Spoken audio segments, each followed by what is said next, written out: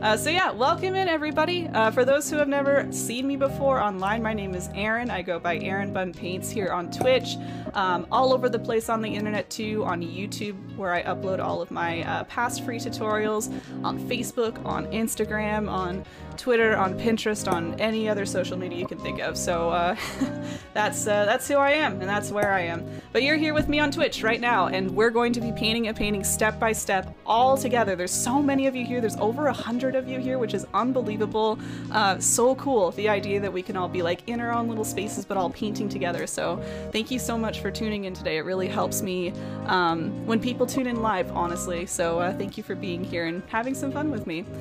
You can see the painting on my screen here. This is a digital version, just a photo I took of my painting, but I also have this live version. So here I am. Hello everybody. And you'll see me paint this painting with you step by step. So I've kept a original version up here, or I guess the final version that you can kind of reference and look at. I also do have it on my Instagram if you prefer. And I'll be painting with you one step at a time so that we can all kind of see this painting come together one little bit at a time. We can all go at our own pace. I'll do my best to keep this tutorial, as I do all my tutorials, around 2 hours long, just so it's not too long for a painting, but not too quick for everybody. And again, keep in mind you can go at your own pace, pause the video if you need to, zoom back and forth within the video, that's absolutely fine. And I'm here to answer questions along the way. That's the whole point of this, is hopefully I can help you out with any little questions that you have as you go along. Otherwise, feel free to use the chat just to chat. I know a lot of you are here just watching tonight, and that's okay. Maybe you're just looking for some inspiration or for some company tonight. That's what everyone here is for, is to chat with you and have some fun. So again, feel free to chat with everybody here and just enjoy yourselves. In terms of supplies, I'll just remind everybody I do post the supplies in our little Facebook event page and description so that everybody's ready to go. But the supplies we need today include 5 different paint colors. So I'll be using red, yellow, phthalo blue. I like phthalo blue specifically, but you can use whatever blue you have. Sorry, microphone, I hit you there. And then black and white. So I'm just using the 5. If you have more colors than that, you're more than welcome to use your own colors just to make things a little easier. But I'll be teaching you how to mix all those colors using the primary colors plus black and white. Other supplies I have a paint palette, so something to put your paint on. It can be as easy as a paper plate. It can be as easy as the same paper plate for the whole entire year. We started using this one a year ago. There you go. Nothing fancy. You probably need a few paint brushes to paint with as well. I stick to only 3. I have a large flat one, I have a medium round one, and then a small round one. But as I always say, as long as you have a variety of brushes, you'll be good to go. You don't need these exact ones, but I'll be using these and recommending which brush to use as I teach step by step. Hopefully you have a cup of paint water. Paint water is good for washing off your brush as you go. I like having some paper towels nearby in case of spills and just to wipe off your brush here and there. And then acrylic paint does, it is known to stain, unfortunately, so hopefully you're wearing something that you don't mind getting some paint on. I have my Bob Ross shirt on today, so I don't mind getting paint on that. But yeah, wear something you don't mind getting paint on, or an apron. Either one works. And I think that's about all. So what we're going to do with this painting is we'll start with the background. There's a few different layers in the sky, of course. You can see this nice bright purple back here. We have a little bit more darkness over here, sweeping down with more darkness as well, and a little bit of blue. So what I was doing when I first started this painting is I started in the darker areas here, just to kind of get the dark colors on. I kind of swung around this way, started getting a little lighter and adding in some blues. And then I went up here to do some lighter purples. We'll be doing this kind of glow behind the clouds first. We're not going to do the clouds first. We're going to do everything behind them first and then place the clouds on top and then kind of make them glow even further. So let's start over here with a nice deep dark purple. So I'm just using my large flat brush, dipping in my water, and I'm mixing 2 colors. I'm mixing red and blue. Like I said, if you have purple already mixed, you could just use a plain purple. But I like mixing my colors and I like using less colors just to make it easier for people to join in. That's mainly why I do it. Starting off with a clogged bottle, always good. Ew, gross. Yeah, if you have more art supplies than me, go ahead and use those for sure. Just vibing, just vibing. So blue and red, mix those together. You can mix lots of it together because we're using lots of purple. Even if it's not in this one section, it'll be all purples in here with some blues. So you can mix lots of this color, red and blue.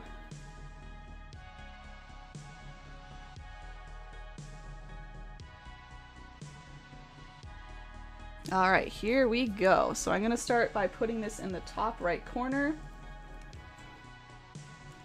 And this is kind of just our base, so keep in mind we'll be putting some clouds over top of this.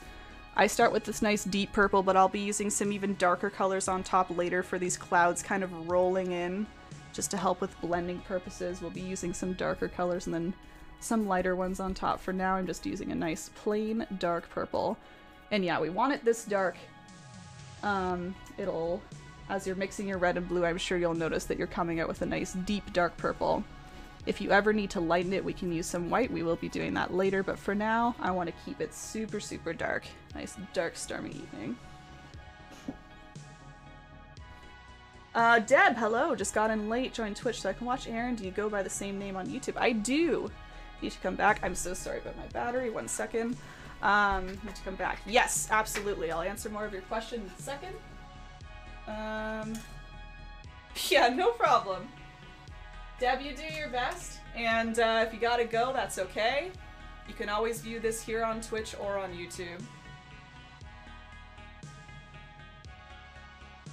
This will happen maybe once or twice more. By the way, I have batteries that I need to change out of my camera. It's a quick little intermission, but then I'm right back to painting here, so thanks for your patience. That'll probably happen again in another hour or so.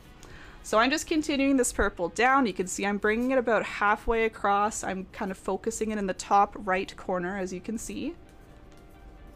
And I'm bringing it down the painting. I'm bringing it down more than halfway. I would say 3/4 of the way down. Deb, thank you for the follow. So following will notify you when I'm online next, when I'm streaming next. So thank you for doing that.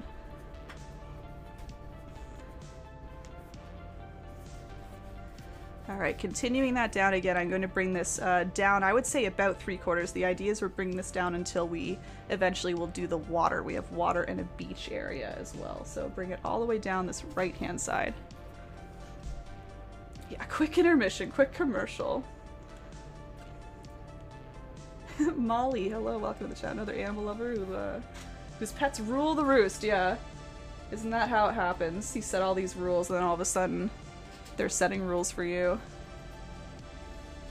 I'm using acrylic painting sheets. That sounds okay, absolutely, Deb. Yeah, I encourage people to paint on whatever the heck they want. I use stretched canvas. You can see it's all stretched around a nice frame, but canvas panels will do. I'm not sure if maybe that's another term for what you're saying, canvas panels.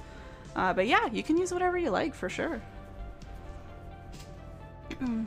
Absolutely, Deb. Thank you for doing that. Yeah, and then you'll be notified when I post a new video. So I'll try and post this in the next week or so for people who, again, are either missing out or need to take a little break or something. Yeah, for sure, for sure.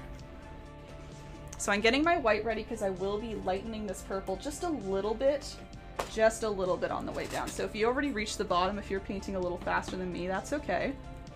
You can just use a little white and kind of blend it in. So I'm going to start lightening my purple a little bit. I keep saying lightening, not lightning. Lightning is later. Mixing just a tiny bit of white into my purple here. Making it a little bit lighter. I just want to give it a little more of a glow down here. So you can see it's changing just slightly. And I'm going to keep bringing it down. Again, about 3/4 of the way down. And again, this can be nice and messy here. It doesn't need to be a perfect line. We'll be kind of blending this in a little bit more later. For now, we're just leaving it alone. Yeah, Molly, no worries. Yeah, you're not kicked out or anything. You can come and go as much as you please. Lovely, Deb. I'll look for you. Thank you, Deb, for answering Molly. Thank you, thank you, thank you. Thank you. Yeah. If you see Made of Wood in the chat, he just used the YouTube command. You can see all the information about my YouTube channel right there. Give that a click. But yes, I go by erinbunpaints pretty much everywhere. I was lucky enough to snag that name pretty much everywhere. So if you're ever wondering where I am or what I'm under, try erinbunpaints first and you'll probably find me. Thanks everyone for answering. You're so kind. This is what I'm talking about. People are quicker than me. I'm busy painting and everyone's just answering these questions. So thank you everybody here doing that. The best community on Twitch. Okay, I need to remind everybody, because I always forget, and I just forgot until now. Do your edges. You can paint your edges of your canvas if you're doing a wrapped canvas like me. Make sure to touch up those little edges. We don't want to forget about those. It's really nice just to kind of keep the painting all cleaned up from whatever side you're looking at, so feel free to bring the purple over if you're doing a stretch canvas like I am. Did I prime the canvas? Big word animal, good question. I did not. Thurs, welcome in, thanks for following.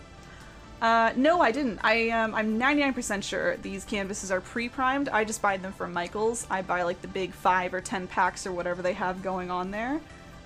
16 by 20 size, and yeah, I've always thought they were pre-primed. They're very kind of smoothed out. There's still a little bit of texture, but you know, it's definitely different than a raw canvas. If I were to flip this over, it would be very, very different. So I don't prime them, but they are primed.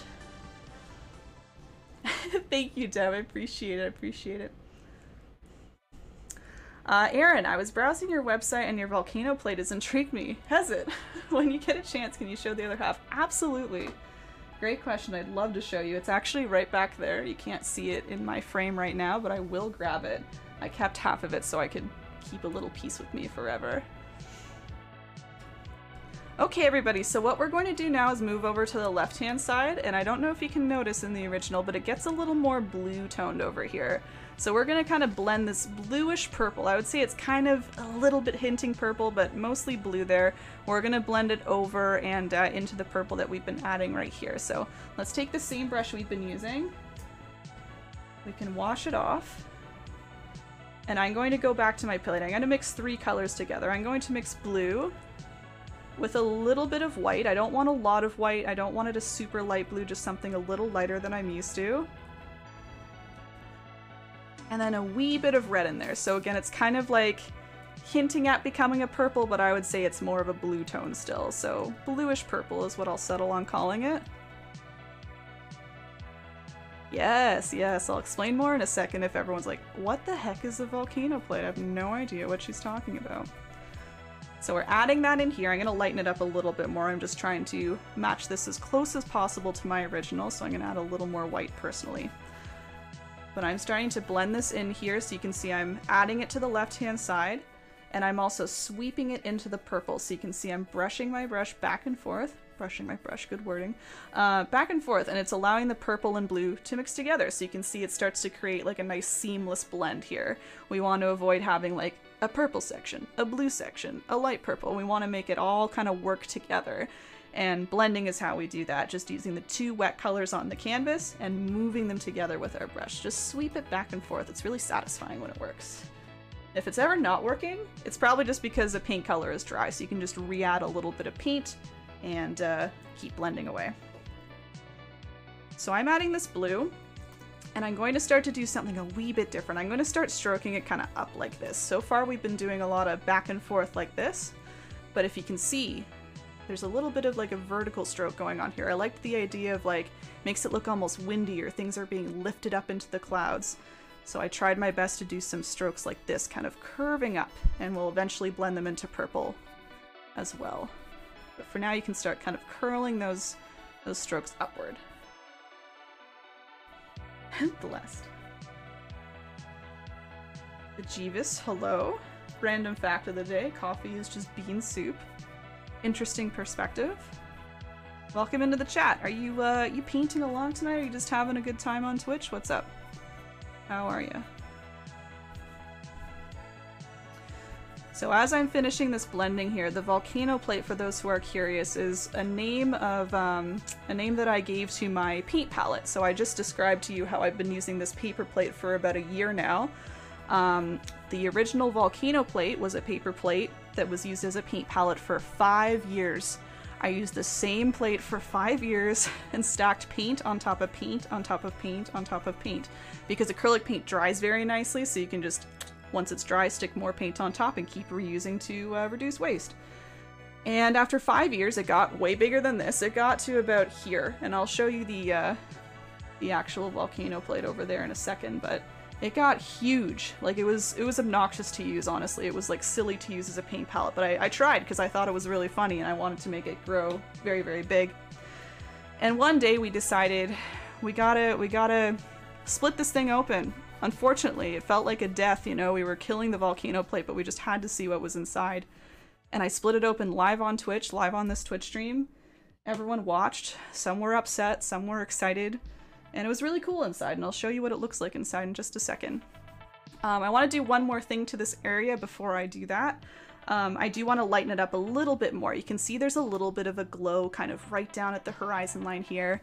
If you want to just take a little bit of extra white on your brush, no need to wash off your brush, just take some white and kind of sweep it in to the blue. You can see it'll kind of stick on top but also blend in nicely, so you can get almost like an extra glow, some extra streakiness down here. So again, that was just white paint streaking like this. Anyway, so it was mentioned because I actually sell pieces of this volcano plate online. We split it in half, and then I split it up further, and I made little keychains out of it. So if anyone is interested, there's like a limited number left. I'm honestly surprised there's still some hanging around because they were a very popular purchase when I first opened my website at the end of last year. But yeah, they're available if anyone wants to own a piece of history. It's pretty cool.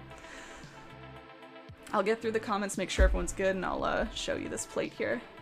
Came in to learn basics, trying to illustrate children's book. Oh, cute, Deb! Absolutely! Oh, I'm glad I have. Oh, please! No, yeah, yes. No, I know there's always a little bit of self-doubt and a little bit of, you know, scariness when you see a complicated painting like this, but that's why I love teaching them, because truly when you break it down just one thing at a time, it's crazy what you can accomplish at the end. Thurs, hey! Very cool. You could for sure. Feel free to watch along and teach him when he's ready for sure. Ooh.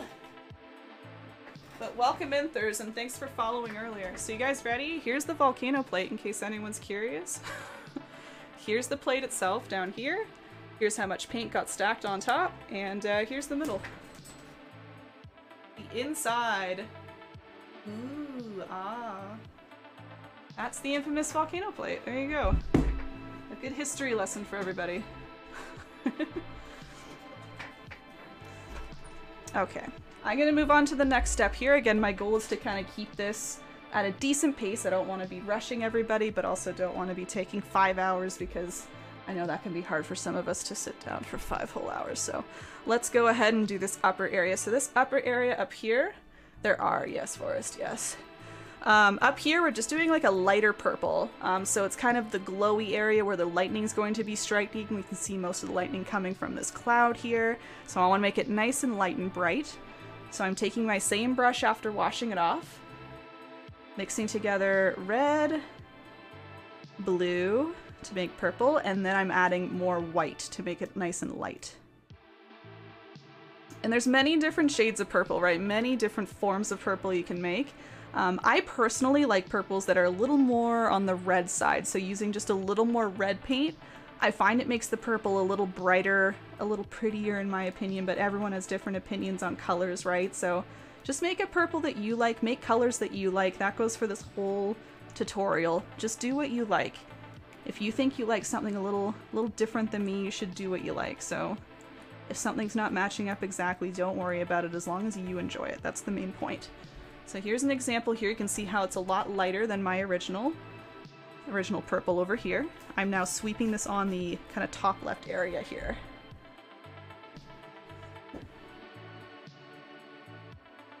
Definitely recommending your channel to my friend. Oh, please do. And yeah, Deb, I think you said you subscribed on YouTube, but I hope you saw that I have over 80 free tutorials on there right now. So even if your friend isn't interested in this one painting, maybe they'll be interested in any of the other like 80 plus that I have. I've been doing this for about 2 years now. For those who don't know, I started doing these free tutorials when the pandemic hit because everyone was stuck inside, and I didn't like that I couldn't be, you know, teaching people in person about painting and encouraging them that way. So I started doing these free tutorials as a way to keep people entertained and keep people painting. So there's lots that I've stored up at this point. I need to get picture frames. Yes, I've actually used a picture frame, used the glass as a paint palette. That didn't work out well. It didn't work out well, but I did try it. So just to note everybody, I am trying to blend this as I add it. So I'm trying to blend it kind of down into the blue, allowing them to mix together. And I am trying to blend it into this deep dark purple. This might be a little more difficult because the purple was added, you know, about 10 to 15 minutes ago, so it's maybe a little dry at this point, but all you need to do is re-grab some of your dark purple and kind of use that to keep blending. So just re-adding a little color, and that'll kind of reactivate it and add a nice fresh little layer of dark purple to keep blending into the light purple that you're adding. Sweet, hey, I'm so good. How are you? Welcome in. We're doing a little painting tutorial. Sorry it took so long to respond to you there. Hard to juggle the chat and painting sometimes, but doing my best. I'm good, thanks for asking. Yeah, no worries, Erin. Thank you for asking. I don't get a lot of questions about it. I'm glad you spotted it on my website. It's a pretty iconic thing. I think it's pretty unique. I haven't seen anything like it before, so I love showing it off to people. But yes, there are still pieces in the shop if that was intriguing to anybody. I have lots on that website for sale. Thanks for answering, Wood. Thurs, you can see it on YouTube. I will post it to YouTube eventually. Or if you're familiar with Twitch, you can actually rewatch it immediately. Even right now, you could start from the start if you want. Thanks, everybody. Thanks, everybody. Man, all of you are so helpful. Even the ones who are newer are now answering questions. Thank you. But the play and think. Yeah, absolutely. I see it, Deb. Kim, hey, my first painting came up. My Facebook memories recently. It was a great. Now, which one was that? Do you, are you able to describe it? Just curious. So I'm not doing anything new here. I'm just still blending a little bit. Sometimes blending takes a little bit of time. So just take your time with it. Don't get frustrated. Just add a little more paint, move it around a bit. We just want it all flowing kind of all together, right? We just don't want any harsh edges. So that's pretty much being achieved here. We can see we're getting all our different sections, our darker areas, our lighter areas, all kind of moving together. That's the main goal here.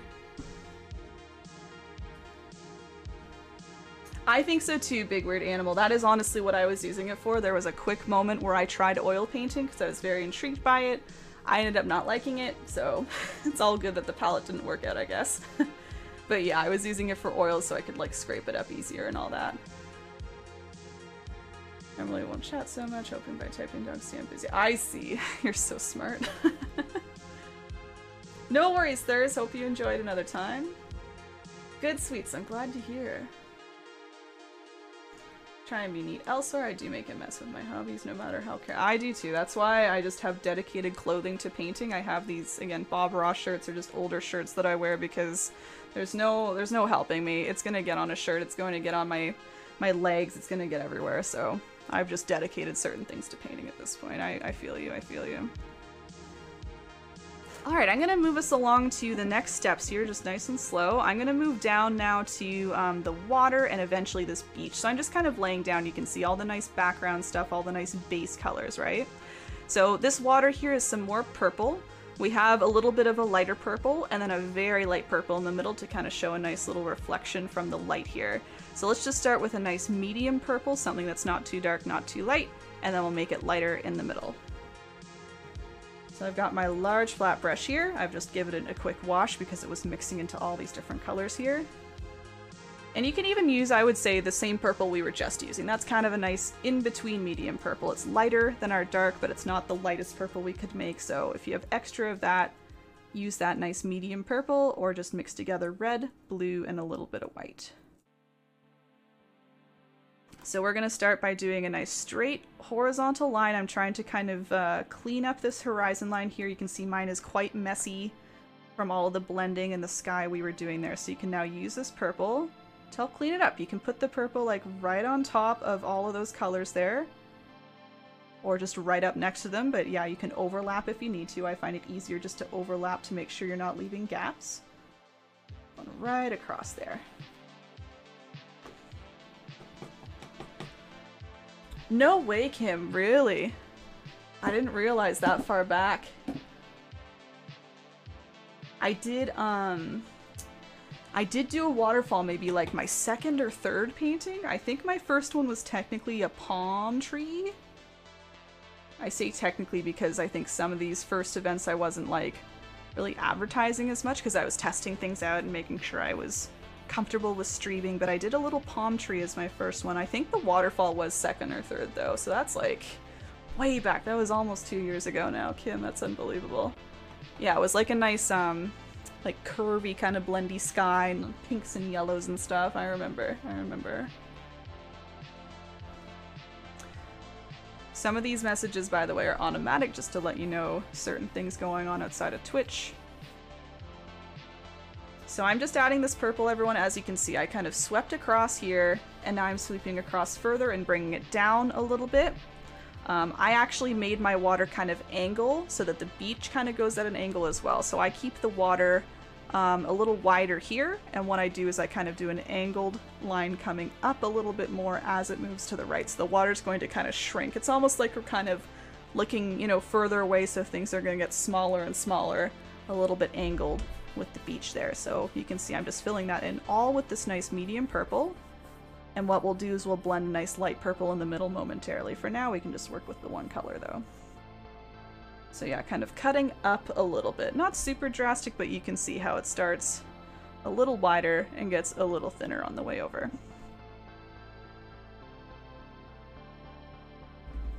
So a little less beach over here. We're leaving room for our beach, right? We'll have less beach and then more beach, kind of opposite when we add that. Right, that's a nice purple. So whenever you have your purple done, you can start to add a nice light purple in the middle again to get this really nice glow right in here. So in order to do that, I'm just taking my brush. You don't need to wash it off. I'm just creating a nice light purple now. So I'm moving a little more white into my pile of purple. You can see it's making a very super light kind of lilac color. And you can just put that right on top. It'll blend in nicely. I really like stacking color like this. Makes it a little easier. You can concentrate on one color at a time.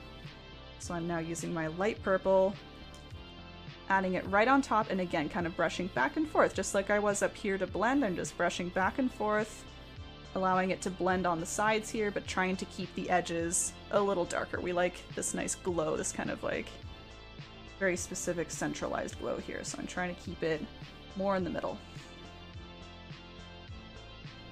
So you can keep adding that color. If you feel like it's blending in too much and getting dark again, just keep adding in your light purple. You can even, you know, dare to add even just straight white, because the white will mix as you blend. I'll show you here. It looks a little bright to start, but it'll blend when you start to brush on top. So you could use plain white as well if you really want a very drastic glow in the middle. Oh, Deb, no, it's not bother at all. I was looking at schedule and it shows 6 p.m. Sundays, but tonight we start at 7. Is the rest of the schedule accurate? Should I look for notifications? Oh, okay. I almost got confused there and I was like, oh, I made a mistake. But I do actually go live at 6 p.m. So that is pretty much, yes, the only day where I'm like waiting to do something for an hour, I guess you should say. But yes, I was live at 6 p.m. So I guess it's accurate in the sense that you can expect me live at 6 p.m. But then the instruction starts at 7. And then any other stream, I'm not usually doing like a step-by-step tutorial. I'm usually just painting something myself or painting a commission painting, or sometimes I do some gaming on Twitch, so I'm just playing a game. So those ones I generally start at the time that you see, and then maybe I'll chat with people and then get to the activity after. But yeah, that's what I meant by that there. So light purple in there. I'll give everyone an extra minute in case anyone's still working. We'll move on to the beach next. Tea. What colors are we mixing to get color in the water? So I mixed together red and blue to get a nice dark purple, and then all I did was mix some white in there to get this nice medium purple to begin with, so that was the main color I used. And then I used extra white into the purple here, so I made a lighter purple, stuck it in the middle. So it's all blues and reds to make purple, and then adding some white in there. Oh, no worries, Deb. Yeah, I know it's a little unclear there. It's a little confusing. The reason I do that is just so I can say I'm online like every Sunday at 6 p.m. because my other streams and activities, I do, get to them around 6 o'clock or 6:15 after we say hi to everybody. So just for that kind of consistency, that was my goal. T, no worries at all. No worries at all.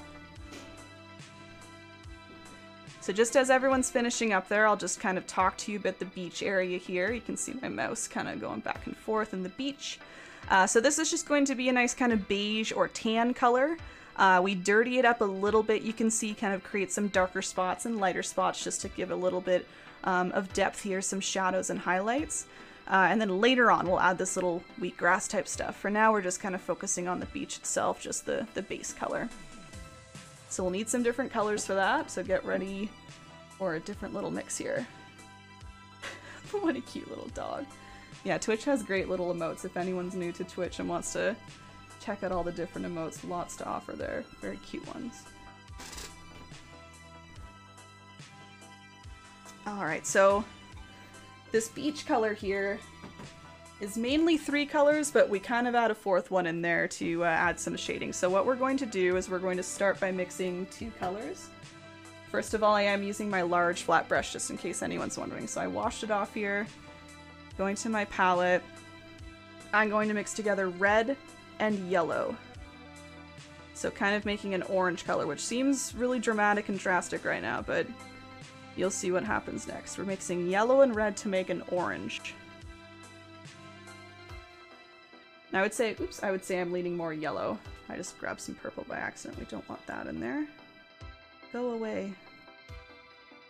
Alright, and once you have your orange, we're putting lots of white in there. You can even just add orange to white if that makes more sense to you. Kind of adding a small amount of this color to some white paint. So what we're trying to achieve is like a really nice light beige color. It's going to appear very, very light, very, very bright. See that coming? It's almost like a peachy, yeah, peachy beige. Trying to get it more beige. I'm trying to use a little more yellow to keep it a little more of a beige tone. I find the red will warm it up a bit too much and make it a little more peachy. So I'd recommend mostly yellow in that mix there. And lots of white. Again, lots of white is key as well.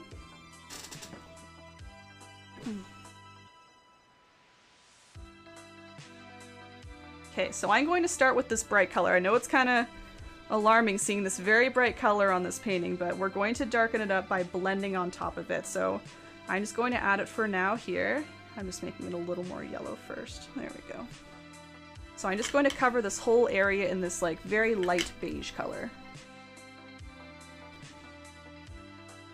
And then what we're going to do is we'll kind of make it, I called it like dirtying it up. We want to make it kind of like a dirty sandy color rather than this very bright color. This doesn't match, right? It's too bright compared to the rest of the painting. So we're going to just use this as a base. And then we'll make it a little darker and kind of dirtier to match with all the other tones in here. Yeah, very bright to begin with. So that was lots of white mixed into a yellow and red mixture. So we made a nice super light orange and then put lots of white in there.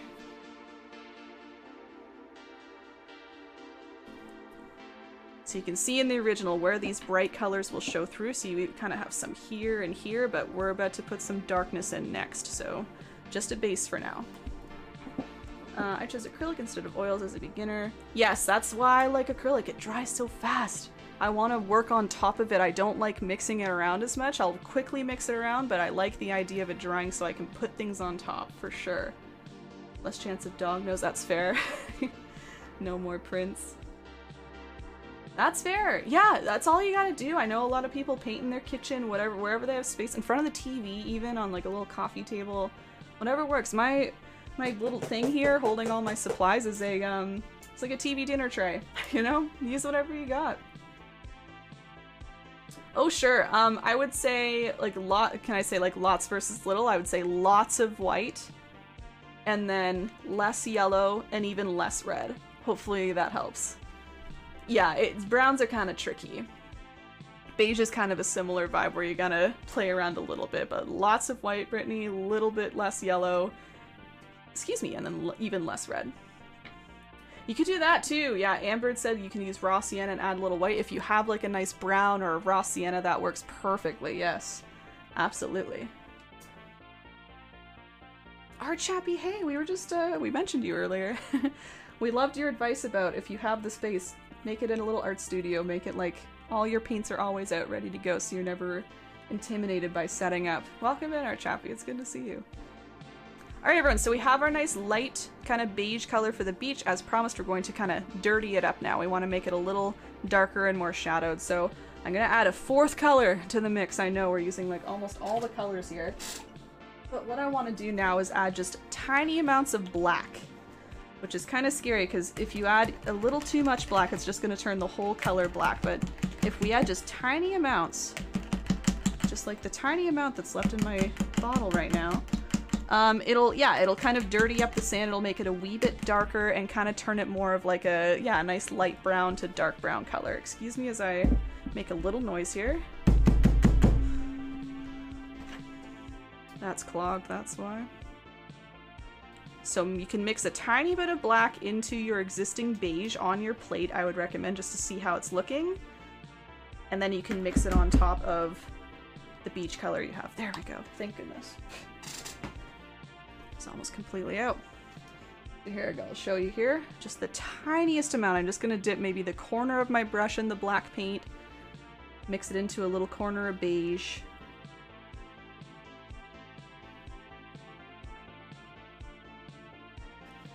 And sometimes it does help to re-add a little more of the colors as well, because the white kind of turns this into a gray, right? We want to re-add some of our reds and yellows to make sure the black is mixing with those colors to make the brown. See how that changed there? I was adding a little extra red, a little extra yellow. It made it this kind of dirty brown color, and I'll show you as I add it here. There it is. You can start to darken it up. So I'm just adding it right on top of my wet beige, so that way it blends in nicely.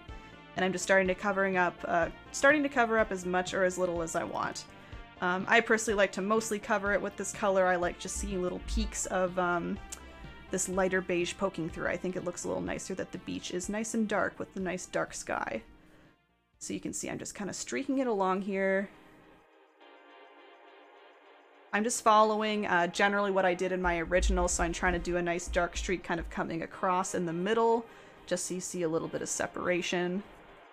Maybe a little extra on the sides.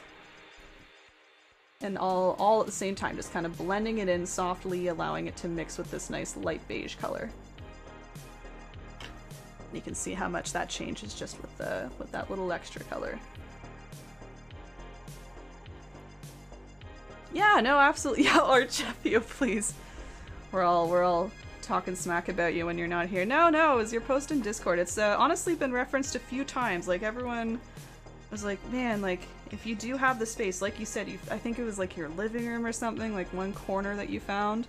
If you have the space, that's fantastic advice to just keep your art supplies out. This is the advice I'm referencing, everyone, from Art Chappie. If you can, keep your art supplies out, because you'll be a lot more inspired to use them. They're right there ready to go, so that when you're ready to paint, you're not bothered by setting things up for half an hour. I know it's not totally possible in all spaces, but just advice if you do have the space and if you're looking to, you know, be painting a little more often or doing your art, whatever your art is. So I'm just continuing to kind of darken as well. Like, as I blend more, I'm getting more confident in adding a darker color. So I'm adding a little more black and just continuing to blend this new color in here. A couple new followers. It was L. Kutcher. Welcome in. Thanks for following. Welcome into the chat. We're doing a step-by-step acrylic painting tutorial right now. Feel free to watch along or join along. A lot of people are joining in today. And then it was T-Gag, I think. Welcome in as well. Same to you. Same to you. Hope you enjoy the process here. Alright, I think this is looking pretty close to my original here. Some light spots, some dark spots. I maybe covered up a little more on my light spots, but that's okay. Again, that's your choice too. You can make it lighter or darker, whatever you want. You can always re-add, so you can always re-add color. So don't worry if you need to go back and add some more stuff. D-Mal, thank you for following as well. Welcome into the chat. Yeah, Grok, yeah, there you go. Art Chappie, we were, it's all good things, I swear. Yeah, Grok actually posted a little photo of hers recently, Art Chappie, if you're curious. She got a little corner going now with a new little easel and stuff. Looks great. Alright, I'll give everyone one more minute to play around with that beach area if you need to. I'll probably go back and actually touch up the water next just to kind of get that done, and then we can focus on the clouds and everything going on up top here. Yeah, it's not as big of a project. You're not like, oh, I gotta get all the things though and set it all up. It's more just like, I want to paint and it's ready to paint. Cornhole Tiggy, welcome in. Hello. Doing a step-by-step tutorial tonight. Hope you enjoy. So let me zoom you in on the original. That's the lovely part about this digital version. We can zoom in and show you some things. So I just want to show you the water here, everybody. Hey Amber, thanks for the official follow. I know you've been in chat, but thank you. Yeah, the water here, we did just a little detail to it. We wanted to add, or I wanted to add a little bit of choppiness.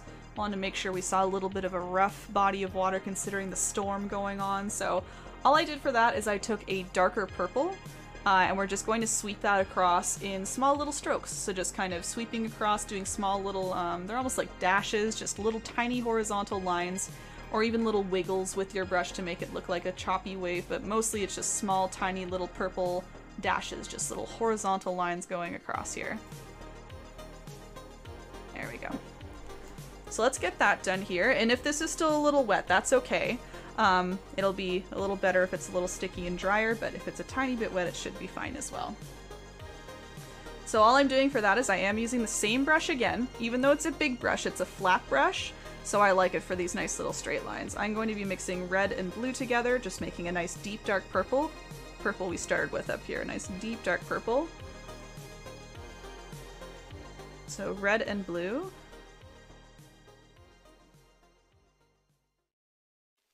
And as described, I'm just kind of sweeping across, so you can do some longer horizontal lines, some shorter ones. I'm just kind of filling up the space however I want. And again, my goal is to make it look kind of choppy, so I'm going to add a fair number of these small little strokes here.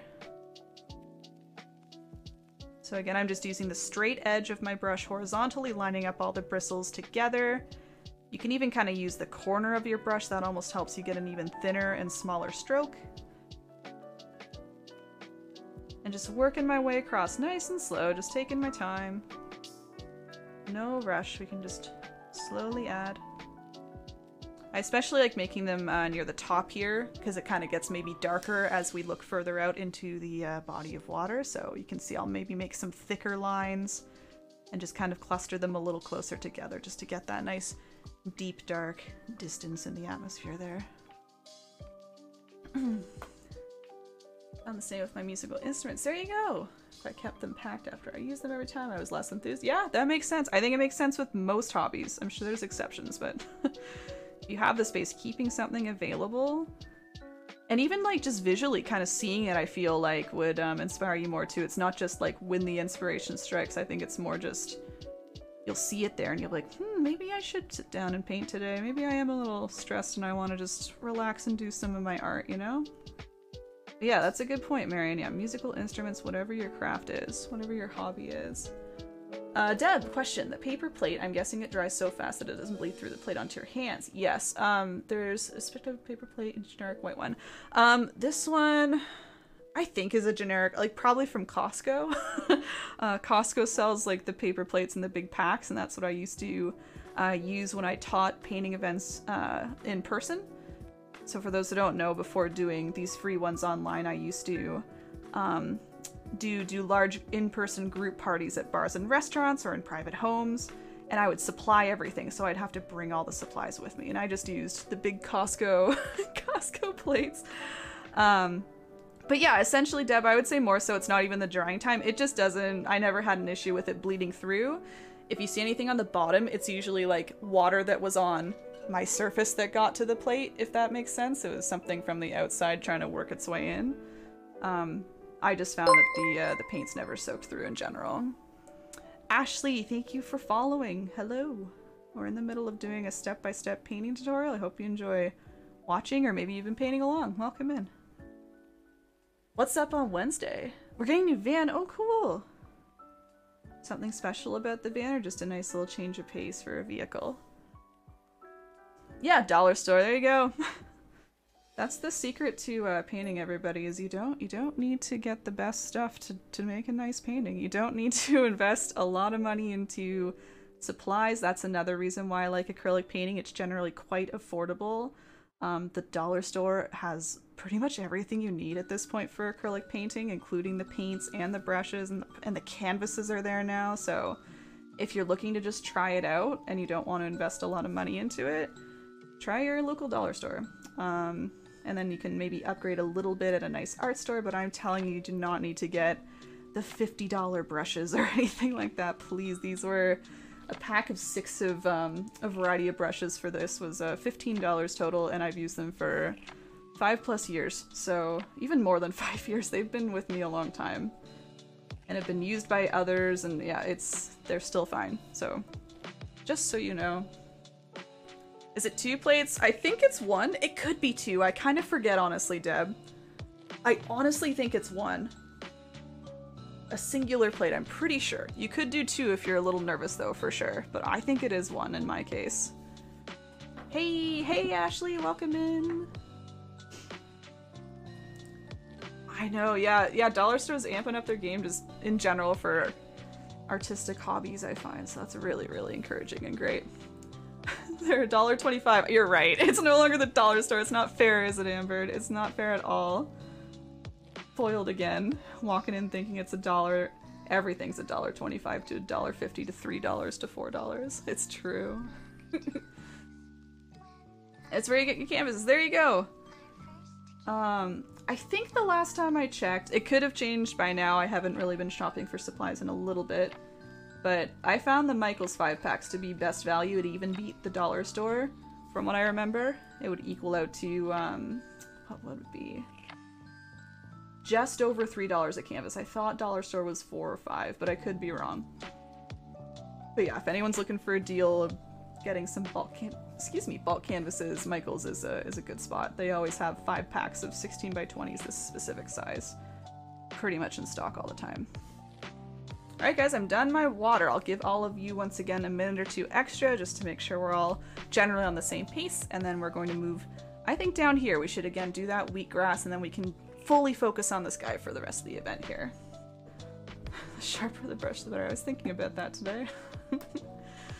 I was thinking about that. Add some cling film on top, leftover paint. You're right, our Chappie makes a good point. If you don't want it to dry, you could put some, didn't people freeze it or something as well in the freezer? I don't know if that's right. There was something freezer related, I thought.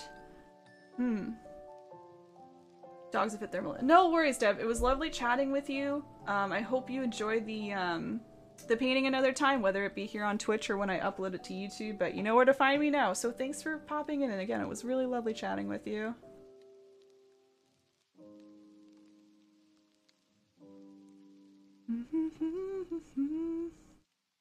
Yeah, Ashley, welcome in. Do you paint at all? What's up? Are you an artiste? Need anything artistic? Just curious. I love hearing about what people do. Loki says mine lasts around 2 days with plaster wrap. Why am I thinking about something freezer related? Doesn't even make sense, but that's a pretty good extension of the acrylic, because usually acrylic paint, for those who don't know, dries in like 10 to 15 minutes, depending on how big your pile is, of course. But if it's a thin pile, it'll be dry lickety-split. So 2 days is pretty good there. Pretty good. No worries, Mindy. Yeah, if you're in that space, I'm sure a few others are too. So I'll give another minute or 2 just in case to make sure we're all good before we get to this grass stuff here. Thanks, Mindy. I paint, I color, I draw, doodle. Very artistic, Ashley. Do you have a favorite amongst all of those, or just all of them? All of them all the time. Yeah, the dogs have reached the limit. I know. It's so true, though. You're like, how far can we go? Sleep time. Hopefully I can paint soon. I haven't done it so long. I was looking forward. No worries, Brittany. Yeah, it'll be here when you're ready. It's all good. Yes, absolutely. It was good chatting with you, too. Get some good sleep. Art Chappie, stop. There's no way. There's no way. You're always crazy with commissions. 40? My gosh. Yeah, you're busy, busy, busy. You're in the middle, so you're like, you've completed around 20, you have 20 more? Goodness, your speed is crazy. Fire on a hill up the road set off my ass. Oh no! Oh, I'm sorry to hear. Yikes. Oh, that's scary. Is there any risk that you might have to evacuate because of that, Art Chappie? Or is it just like a contained fire and lots of smoke? Oh no. T says Michaels has a palette that allows acrylic paint to stay wet. Oh yeah, a stay wet palette, I think is what they're called. Up to a week, haven't used it yet. I'm excited to use it when I'm working on a big enough piece. I've heard many people say that too, T. People love those palettes. I think they're called stay wet palettes. I think you can even make one at home, honestly. I think someone in our community did. They used like a a very like long thin sponge almost, and I think it was either parchment or wax paper they put on top. Maybe it was paper towel. I don't know specifics, but it was a very simple process and they said it worked great. It's essentially just keeping moisture in the paint so it's not completely drying out. Good call, T, yes. 26 portrait of local. Oh, sick! That's great, Art Chappie. Yeah, you're just always so busy. I love hearing about what you're working on. It's always something. I don't have a favorite. Getting tired, sleepy. I don't know. Maybe you've had a busy week, Ashley. Who knows? Maybe you're doing lots of art. I don't know. You did? You got ready for stream with a nap? Yeah, Embert, it's cool. If you're curious about that Stay Wet palette, I would absolutely check it out. James, hey, welcome in. We're doing a toot. It's toot night. Good to see you. How was your weekend? Hokey, I don't know why I haven't used it because, like, we all know how much paint I use, and, like, it would be nice to keep it wet. I don't know. It's just, I'm almost, like, used to the crusty texture of the volcano plate at this point. I can't imagine using a nice smooth surface anymore. I almost like the craters that form in the paints. It's really weird. I can't get away from the paper plate, that's all. I know it's for me. You might use wet toilet paper, put greaseproof paper. There you go! There's so many solutions. Put the paint on the greaseproof paper. All ways to save you money. All solutions where you don't have to spend money. Potentially, if you have these things at home. Jab, hey, yes it is. You can always watch it here on Twitch if you're familiar with how to use Twitch. If you don't know how to find this video, let me know and I can help you navigate a bit. But otherwise, I do post it to my YouTube channel. I try and post it within the week after today. So here's my little YouTube info. You can find me at erinbunpaints on YouTube as well. And you can watch it on your own time for sure. Feel free to subscribe. There's lots of other free painting tutorials already uploaded there as well. Thanks for asking. Ah, I would love some mac and cheese. What paint do I use? Acrylics. I specifically use Start Academic Acrylics. Nothing fancy. That's why I'm a big advocate for don't buy the fancy stuff. This will do just fine. If you like what I'm painting and you want to paint that, you can use, yeah, academic acrylics. So I think this is meant for schools and young children, and I'm an adult and I use it, so it's fine. Yes.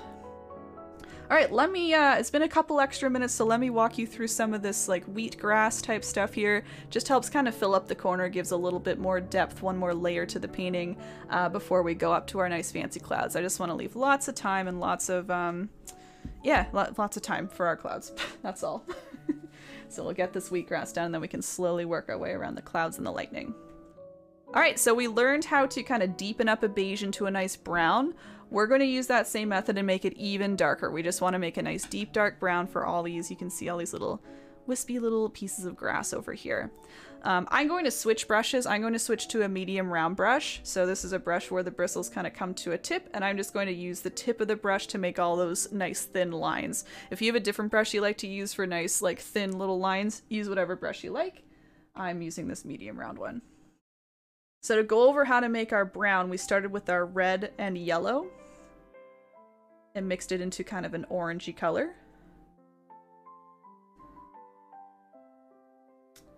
And this time, because we want it to be really dark, we don't need to add white to it first. We don't need to do that step of adding the white to make it beige. We can just go straight to adding some black into our red-yellow mixture. And I do find I like to use a little extra red in my red-yellow mixture to make a nice kind of warm brown. So I would recommend putting a little extra red into your red and yellow mix and then adding some black in there. You can see it's making a nice deep dark brown, if you can see that compared to all my other colors. I know my plate's a mess and that's the way it always is, so hopefully you can see it. Can't build volcano plate. True! Yeah, we wouldn't have volcano plate if I had all these fancy little Stay Wet palettes, so there you go. We wouldn't have the gift of the volcano plate. You're right, Grok. Isn't it, Amber? Always satisfying. Hey, Curtis, good to see you. So much purple, I know. I got the bandana on. I got the shirt on just to match all the nice purple in the painting. Welcome in, Curtis. It's good to see you. It's true, Marion. Marion said a plate. This plate is another piece of art, so there you go. We've made art while making art. All right. whenever you're done with your brown, you can start to add it in here. So what I'm doing is, again, just using the tip of the brush, and I'm going to kind of flick it upwards. I'm going to start maybe about halfway across with some small, tiny little flicks, just some small little indications of grass coming up. And I'm going from down to up. That's what I prefer. You can go up to down if you like, but I think down to up is best. That way you can kind of use a little more pressure at the start and then release pressure on your way up to get those nice thin tips. So see that coming through? And then as I get further to the right, I'm going to make these a little taller and longer.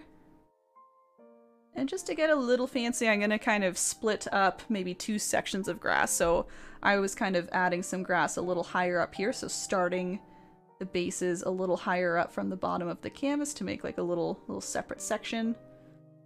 You can see just flicking my brush, just going flick, flick, flick.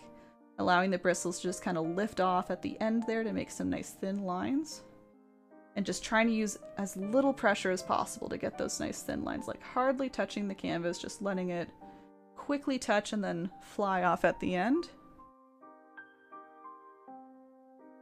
And again, getting maybe a little taller and longer here and there, just a variety of sizes of grass too to get them all a little different. And then I'm going to go back to working on the bottom here. I just want to make it look like there's maybe 2 sections of grass. So just kind of adding some little tips just poking up from the bottom here. Take your time on that. I'm just going to keep working on that one step here. You can pull the paint out of the brush better with uneven surface. That's that might be true actually, kind of like not rolling the brush necessarily, but like using the ridges and edges to like squeeze it out. Maybe that is right, yeah. Oh my gosh, Hipster, hey! Welcome in! Welcome in. We are smack in the middle of doing this toot. Good to see you. If there is a mod available, if you could shout out Hipster. GW stands for George Washington. Thank you very much for raiding. What have you been playing recently? I feel like I've peeked in. Have you been playing Elden Ring? Is that right? Denise, thanks for following. Welcome into the stream and the chat. Just painting a painting here, as you can see. Jab, no worries at all. A misting bottle dampen the back of the canvas helps a bit longer. That's true too. Wicked upcycle, that's a good point. Using your misting bottle to keep the paints on the palette wet, true. I know a lot of people who, before they start an acrylic painting, they'll wet the whole canvas with their brush. I never do that. I never find it super necessary, but I think that's why they do it, is to kind of keep the paints a little more wet when they apply. And again, that's personal preference. I kind of like the idea of the paints drying a little faster depending on what I'm doing, but for the most part, I kind of like to work a little quicker, so I like the idea of things drying and then I can go on top. But that's a very good point. Misting it or just brushing water on top as well. It tightens it too. Yep, James. So if you ever have a canvas with a little dent in it, put some water on the back and it'll tighten it all up. So many good tips in chat. All the professionals sharing their little tips and tricks. Starfire Girl, what type of brush again? Straight or round? I thought I heard round for the brown grass. It is a round brush. I believe it's called round. I didn't go to art school, so I might be getting names wrong, but I call this a round brush. All the bristles come to a tip. Yeah. Rather than what I know is a flat brush having all the bristles kind of lined up in a row. Hope that helps. Starfire, I'm so sorry if I'm mixing up the names, but I think it's a round brush. It's the one that all the bristles come to a tip. Thank you. Color mix for grass was red, yellow, and black. And I'd recommend using a little extra red in there because I think it makes a nice warmer, kind of a warmer brown. If you use more yellow, it'll turn a little more greeny. And I don't really like the look of that as much personally, so I always do a little extra red in there. Red, yellow, black were the 3 colors, T. Thank you, Grog, for answering, as always. Hipster, it's always good to see you. What were you doing? Oh, that's right, too! Okay, okay, okay. Not yet, I've been playing Dark Souls sometimes. I don't know why I thought it was Elden Ring, but I remember seeing that as well, so there you go. Again, feel free, anybody, to check out Hipster, doing some gaming. I saw you doing Truck Simulator a while back, too. That looked fun. So you got a good variety going. I know, chat is always full of good tips, honestly. Always. Alright, so once you get kind of a base of grass down, you can see I've added a fair chunk here.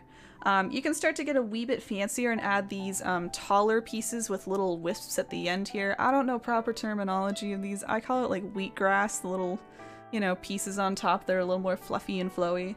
I'm just gonna add a few of those in there. So all I do for that is the same idea. I'm just grabbing brown paint, using the tip of my brush. This time I'm just going to make these a little longer and kind of curved, as if they're kind of blowing with the wind. Everything's very windy and stormy tonight, so everything's just kind of blowing. So again, kind of pulling up and curving across. Doing that a few more times. To get thin lines, by the way, sometimes it does help to wash out your brush here and there or roll the paint out a little bit. So if you are getting very thick lines and you don't like it, try just washing out your brush, reapplying just a little bit of paint, and then going for it again.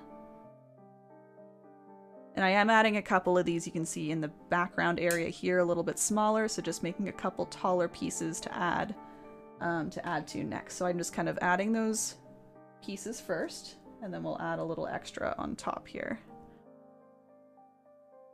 Thanks everybody for confirming I'm correct with round brush. I'm always doubting myself because, again, I'm not kidding. I didn't go to art school. I took art all I could in high school, and then post-secondary was business for me for these. So the exact opposite of visual arts. So I'm not very good with terms. I'm not very good with, yeah, knowing different blues, for example. We all discovered that already.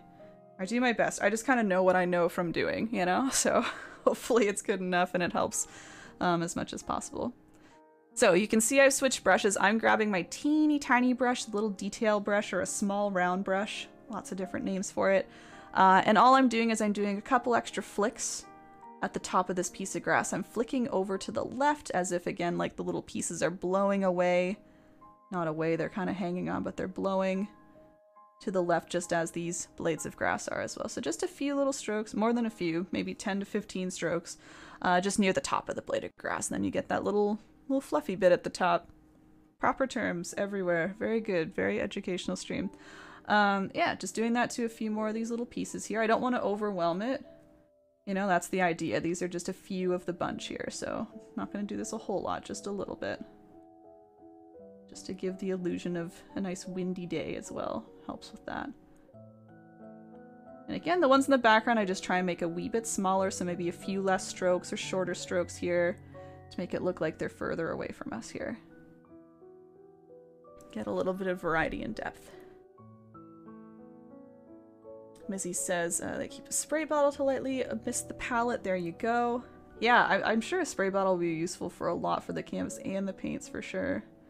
And I know I feel like you have to do that with other mediums like gouache. I think that's a thing, right? To prevent it from drying out. Anyway. Yeah, all very useful. American Truck Simony, get back to it soon. I feel like I saw you playing that a lot. And I was like tempted to pick it up because, yeah, even though it's like, why would you buy a game about driving a truck? It looks fun. It somehow looks fun. There's gotta be something to it. Everyone has a good time with it. Is it oat grass? What would we call this grass? Very good money driving a real truck. Heard the internet sucks though. What do you mean the internet? Oh, like while driving? There you go. Yeah, I love hearing that people are self-taught. I hope it encourages others to show that you don't need, again, specific instruction or education. Like, instruction helps. That's why I do what I do. But yeah, that's all you really need, I think, is a lot of step-by-steps and figuring out how things work. But I think art is a lot of figuring out what works for you. Any of the things here that I taught you might not work for you. You might be like, it's not working for me. Discover a different way. There's a million different ways to do the same thing, painting-wise and art-wise, so yes, I think it's great to be self-taught. It allows you to, yeah, figure out your own way and get good at your own way and be confident with your own little techniques. Slapping on that paint, oh yeah. Flick of the wrist. Just a flick of the wrist. Panic, hey, my phone's going to die from me. Will this be a video? Yes, it will. Hopefully before your video dies.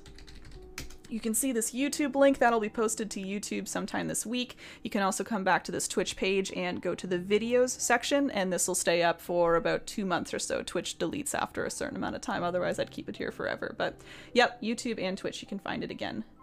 Sorry, Panic, that your phone's gonna die, but we'll see you later.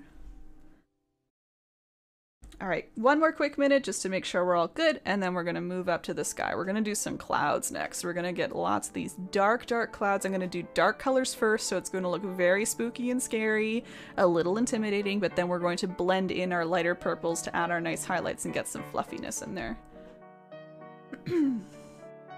OT, phone died, missed the lighter mixture for sand and grass glowing out of it. Am I missing grass color mixture? So grass color is just more black. We were kind of talking about how to make the darker sand color. You're just adding more black to make it even darker. It's like a nice deep dark brown.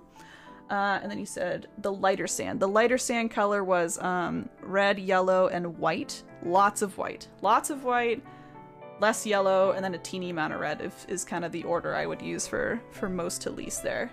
Hope that helps, T. Feel free to ask if you need more info. It's like the fun of going on road trips, not the stress of being near a bunch of crazy people. That's true! Maybe that's it! You can enjoy the joys of driving without having the scary risks and fears of driving. I could see it. Simply enough, right? Mm-hmm. Sawgrass? Looks like it's called marram grass? Oh my goodness, I can't be bothered. I won't remember marram grass, I'm sorry. I can try, but I'm gonna resort to wheatgrass, I guarantee it. Spoken like bot. That's who I learned from. He's the best teacher. Another great teacher you can learn from. It's true. That's what he encourages a lot of, is just trying things out yourself, figuring out what works for you. It's so true. True, I drove a dump truck for a year once and had never been more stressed. Oh my gosh. Yeah. Yeah, no matter how confident you are in your driving, people can do bad things. I've talked before about it. Alright, let's, I'm going to talk a little bit about our next steps here and then we can get to it. So, what we're doing now is we're going to do, again, a lot of dark, scary stuff. We're going to do some purples with black mixed in to get it even darker than what we already have, and start to put on lots of dark clouds, especially in this corner here, like lots of it right in here kind of coming in. I know it's going to cover up a lot of what we've done, but we did this just in case there's any gaps in between. Maybe there's a little bit of transparency, so it's still good to have the purple. But yeah, the goal is to cover up a lot of the corner. We're going to kind of sweep some of this color down. You see these clouds, they kind of come down and sweep a little bit up at the end. We're going to conquer those after we do this corner. And then I'll walk you through these ones here, which are, you know, they're all kind of similar and the same, just tiny bit difference in terms of shape and placement, I guess. So these ones are maybe a little smaller, a little more contained, some more gaps in between so we can see the lightning kind of shining through. So yeah, we'll start up here, we'll move over here, move over here. And I like to do kind of the darks and the lights as things are still wet, so you'll see me doing the darks here and then adding the lights on top, if that's making sense. So we'll kind of like, you know, finish each section almost as we go along and then maybe go back to do touch-ups. So let's do it. Crafty lady, thank you for following. Welcome in. Just doing a step-by-step acrylic painting tutorial right now, so I hope you enjoy. I'm getting faster and faster with that sentence. I think I said tutorial that time. Alright, so here I go mixing my colors. So first of all, I am using my medium round brush. I really love this brush for clouds because it allows me to do these nice kind of like swirly, poofy little shapes. I find with a flat brush the bristles get a little more messy and all over the place, but because this is round and all the bristles go to a point, you can kind of swirl and do these nice little fluffy bits a little easier. On my plate, I am mixing together 3 colors. I'm mixing together red and blue, and then I'm also adding just a little bit of black. So it's kind of making not quite black, but a very, very, very deep, deep purple. Like you can hardly tell it's purple type purple, but it's still kind of purple type purple. So yeah, red, blue, and a little bit of black just to make it a little deeper and darker.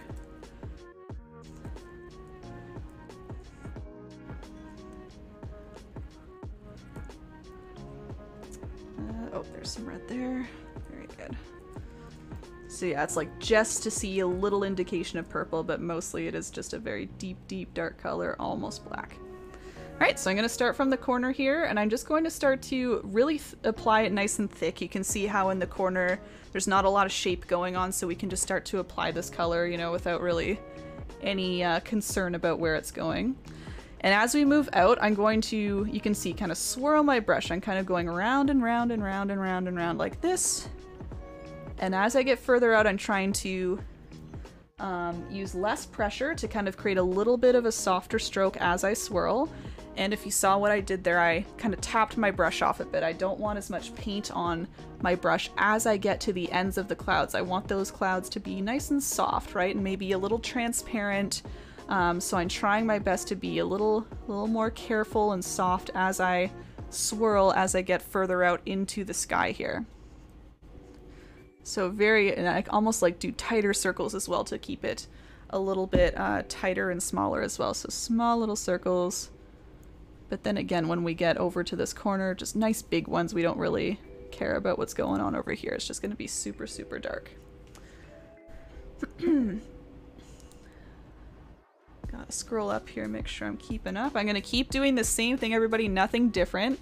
I'm just trying, I guess the only different thing I'm doing is I'm trying to mimic the general shape and placement. So you'll see me maybe, you know, coming in a little further over here, coming a little further down here. So I'm just kind of watching what I've done on the original here, but using the techniques I just taught you. So just swirling, getting a little lighter in pressure, less paint, and allowing those clouds to fade away as they get further out, but mostly just adding a very deep dark layer for now.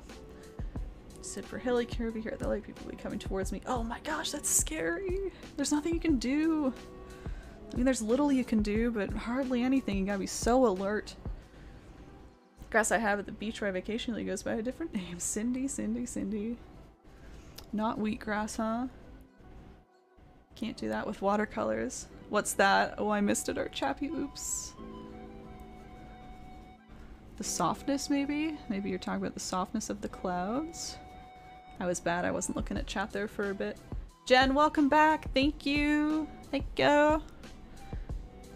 You're always such a great cheerleader, Jen, so that everyone's doing amazing. Can't wait to see the final products. Jen brings up a great point.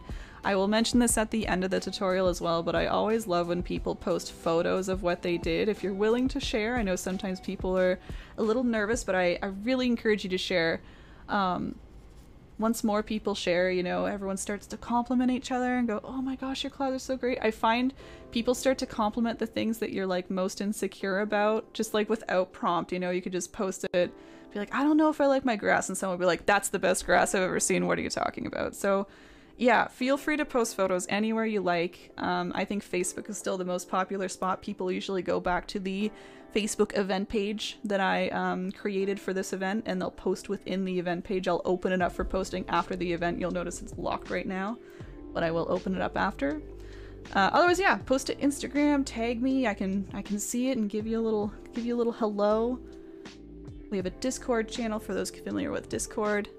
Yeah, lots of spots to post and share. It's again a great way to encourage others to paint as well, right? Showing that you were able to do it and had some fun doing it as well. So feel free.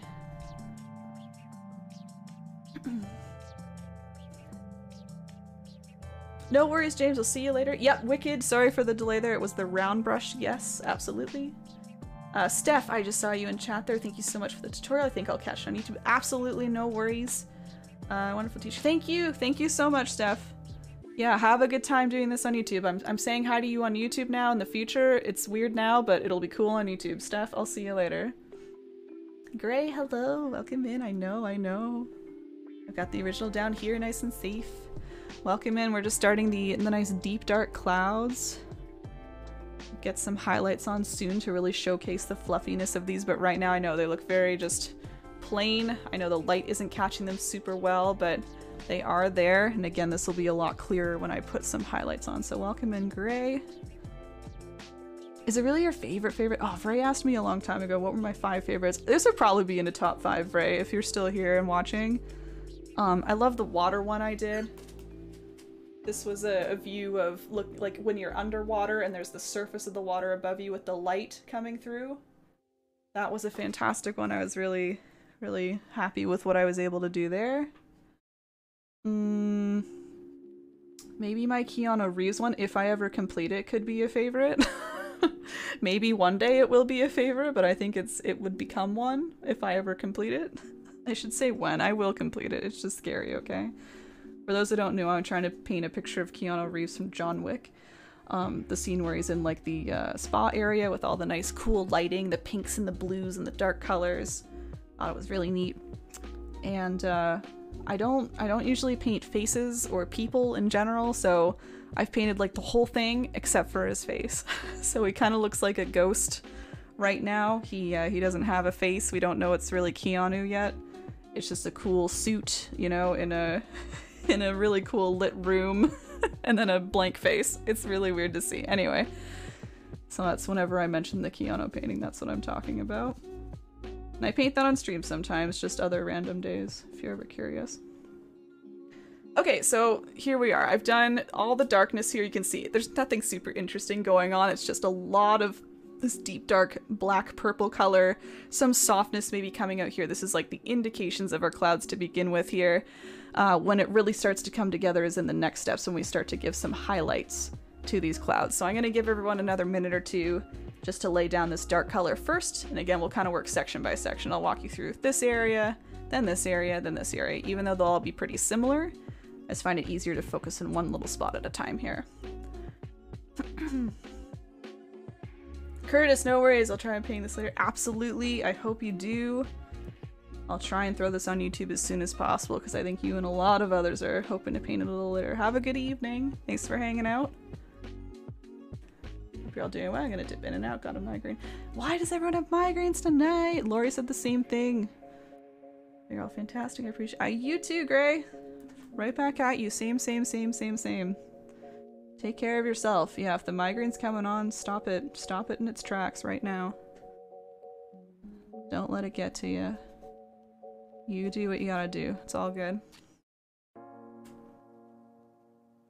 Alright, let me show you some highlights that I've been amping up this entire time. So if you want to really look at where these highlights are going, these are all kind of closer to the left-hand side. We're going to keep this right-hand side deep and dark and scary.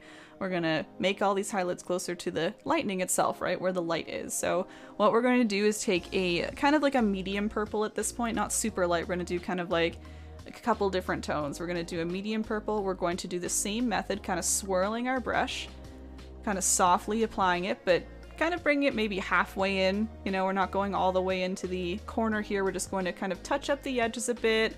And you can see I start to form kind of like individual clouds, or at least layers of clouds. And I do that just by kind of, you know, trying to pick out where I think a top of a cloud would be and putting the highlight on there. So for example, this big lump here, I've decided to highlight the top, kind of swirl, swirl, swirl, swirl. And then I'll end it about there, and that way you can kind of see a little bit of a cloud shape forming within this big blob. And you can do that, again, wherever you want. That's where we get to be a little bit flexible. You can kind of choose where your clouds are going and where the tops and bottoms are, but let me show you how I do mine here. So I'm going to mix together red, guess what's next, blue. I just saw the camera turned off. Keep mixing, I'll grab my battery. Uh-oh. Okay, I forget which battery is the good one, so we might see this die in 2 seconds. We'll see. Mix red, blue, and a little white. Little white in there.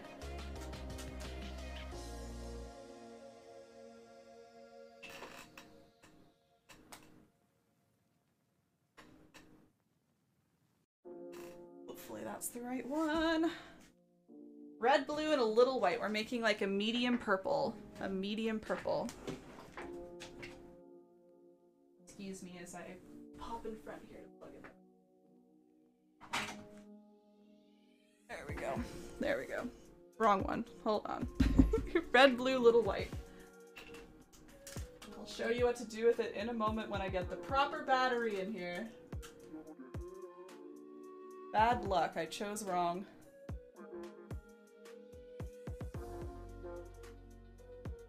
Alright, apologies, we're back. I chose the wrong battery. I'm very bad about just throwing the battery on the desk and not knowing what the good one is. Alright, back to painting. Red, blue, a little white. One more time. So kind of a medium purple. So I was describing it, yeah. Not the darkest purple, not the lightest purple. Something in between. There we go. Alright, and then what we're doing is we're, like I described, just kind of lightly swirling that on top, right on top of our dark clouds. Even though we just applied the paint, we can start to swirl a little right on top. I'm trying to use hardly any paint on my brush, so you keep seeing me going over here. I'm just wiping more paint off of my brush and onto a paper towel because I want it to come off super soft. And it comes off nice and soft when there's hardly any paint on the brush. It's just barely being applied. So I'm trying to swirl it, do my tiny little circles with the tip of my brush, and bring it in from the outside into this dark area over here. And again, this is your chance to get a little creative with like where you're bringing your cloud. It doesn't need to do the exact, you know, pattern my cloud is doing. It can go a little up, it can go a little down, as long as it's just nice and fluffy and kind of moving into the darkness and then not going too far in, maybe stopping about halfway. That's your main goal. You're just trying to find wherever you want the top of the cloud to be and highlighting it by just lightly wisping and lightly swirling your brush to allow that nice top of the cloud to become a little more visible here. It might be the yo-yoing weather, huh? Yeah. I just noticed a couple said that, yeah. So I'm just working my way down. And I kind of like to find my clouds by looking at the ends of clouds. So you can see I brought some clouds kind of out like this. I'm kind of choosing the top of that little end area and just bringing it in, you know? As this area just gets, you know, fully dark, you can just choose where the cloud is going. You can just swirl away wherever you want it to go. And I know this is subtle. The idea is we want to keep it subtle for now, and then we're going to add an even lighter purple on top to really make it glow. So it's still not going to look like what we see here until we add another light purple on top. For now, it's just kind of the first purple to give a little subtle glow. That's a strategy I like to use with acrylic painting a lot, is just doing lots of layering. You can go nice and slow.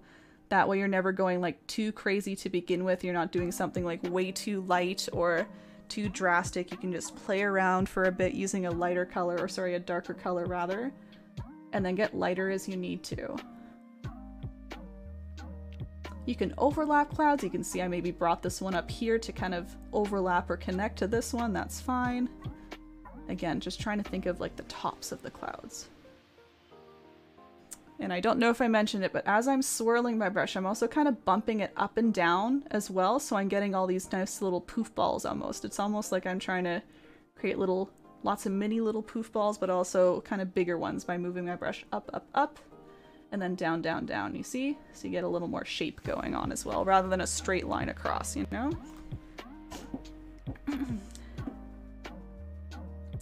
Laufus recommends a nice hot bath, hot in capitals, very, very hot bath for a migraine. That sounds nice in general, honestly. Migraine or none. Lots of water, yeah. Yeah, Cindy has a new identity, you didn't notice? She's always changing it up. I saw her in Jen's chat today and almost didn't know it was her. I had to double check. Said it could be a different Cindy, I guess, but no, it's the same. It's our Cindy. So yeah, just continuing the same thing down, same thing down. And to give a little more variety, make some of this a little thicker. It doesn't all have to be these thin strips. You see how they're all kind of thin? You can really highlight like a large portion of the top of a cloud if you have like a thicker area to work with or a wider area. You can do this nice highlight, you know, in a large portion here, rather than just a thin strip, you know? Look at that. There we go. I'm gonna do this a tiny bit more and then I'll show you the nice highlight on top. It's really gonna help everything pop off a bit better. Hopefully you're all liking the softness here. Again, big keys are just using a small amount of paint, swirling or rubbing your brush softly with just a little bit of pressure and then increasing pressure as you, I guess, run out of paint. And then again, kind of bumping up and down as we swirl across.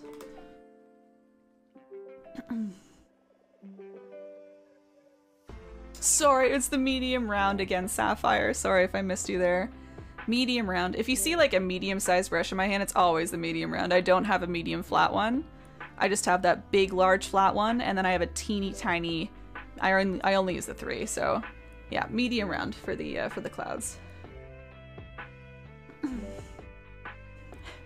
It's just me, Cindy. That doesn't sound like a crime, Todd. It sounds like a blessing.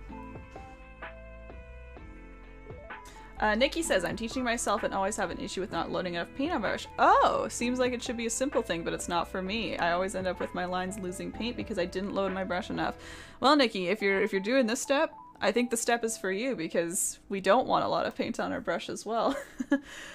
Sometimes, Nikki, it just runs out. The paint can just run out no matter how much you are loading up, right? If you're wanting to make a thin line, it's a hard in-between, right? Because you don't want to load up the brush so much that it creates a thick line, it gets blobby, but yeah, I understand. Yeah, you want to have a nice consistent one too. So if I could suggest, sometimes just watering down the paint helps. You don't necessarily need more, but you can water it down. That way it kind of thins out a little bit more and it can go a little longer if that's what you're wanting to do, like creating a nice big thin line. Watering it down I find helps me if that might help you. Oh yeah, 2-hour baths, very nice. Gronky, I saw that. It was really funny. Janice, hey, welcome in. We're doing a little painting tutorial tonight. Our once a month painting tutorial. We're doing the lovely lightning painting. You can see the clouds starting to come in. I'm just going to teach everyone about the highlights now. It's good to see you. I hope you had a good weekend. Everybody, I'm going to move on to the highlights now. So as promised, this is kind of like the teaser to the highlights, kind of showing a little bit of the cloud shapes. Now the highlights are really going to bring those shapes out and really bring the color out as well. So let's go ahead with that. I'm just going to grab some white, if I have it on my plate, which I don't. Excuse me. Just going to grab some white and add it to my purple. So if you have any purple left over from the last step, just add a little extra white, or you can mix together a new blue and red pile to make a nice purple and add more white to it just to make a nice very, very pale purple. Maybe you're scared. Maybe that's it too, Nikki. I find yeah, especially kind of like laying down a base color or a background, sometimes people take a while because they want to conserve the paint as well, which I can appreciate. You don't want to waste paint as much, but they're just a little scared having more paint, and that's okay. I don't see any problem with it. It means you're taking your time and really thinking about it, and I think that's good. So I think the one time it can be a little problematic is only if you're trying to blend things very quickly because you need to go a little quicker with adding the color, but otherwise just take your time. Absolutely. Alright, so you can see I've added more white. It's a nice kind of like pale purple now. This one add a tiny bit more blue. Mine's looking a tiny bit pink there. There we go. Alright, and it's the exact same process. We're just tapping our brush off a bit. We don't want a lot of paint on our brush. And the only difference I would say is we're using less of this color. We're going to apply less of it. We don't want to apply it like all in the same spots of our previous color. We just want to use this even lighter, so kind of touching up the very tops of the clouds so you can see how light that's becoming. That might even be too light. I'm going to wipe away a little bit with my finger and maybe darken my purple a touch. Yeah, alter as you need to. If you see it's not looking the way you want, just make it a little different, pile on top. There we go. I'm just softening it a bit. That's better. So yeah, this I'm kind of focusing more like right on the tops of the clouds. Maybe splitting it up a little bit. I'm not doing as much of a consistent line. I'm just kind of maybe stopping and then applying a little more, just to kind of really showcase that this color is only bouncing off the very little tips and the closest parts to the lightning. So just being a little more cautious, a little more careful with it. This is kind of just our special highlight, our special color. We don't want to overdo it. But again, use this to keep shaping your clouds if you want to showcase like a big bump in a cloud, make it go nice and high, you know, make it go any direction you want, up or down. And just slowly add. Again, you can't go wrong if you're just going nice and slow. Lean back, see how it's looking, because sometimes it can look funny as you're, you know, staring at it from 2 inches away. Make sure you're checking it out from a nice distance just to see how it's all coming together, right? How it's all working together, all these little steps we've done.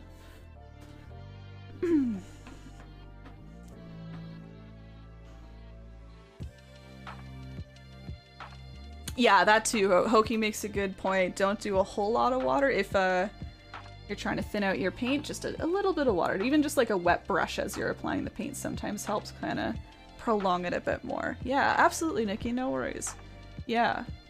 Yeah, I do that all the time for trees. When I'm doing nice big branches, I kind of water my paint down a little, or like I said, just use a wet brush.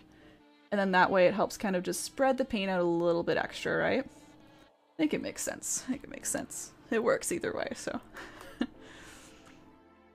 Lalfa, first time to watch something like this. I really like it, but I'm a little lost and I'll catch on. This paints me. Thanks! If you have any questions, if I can repeat anything, I'm more than happy to do that. I obviously try and keep the tutorial and the steps going, but always happy to repeat things as long as I catch your message there, so yeah, no worries though. Again, I know some people like to kind of paint along a little bit live and then maybe do the YouTube video later, so yeah, whatever works for you.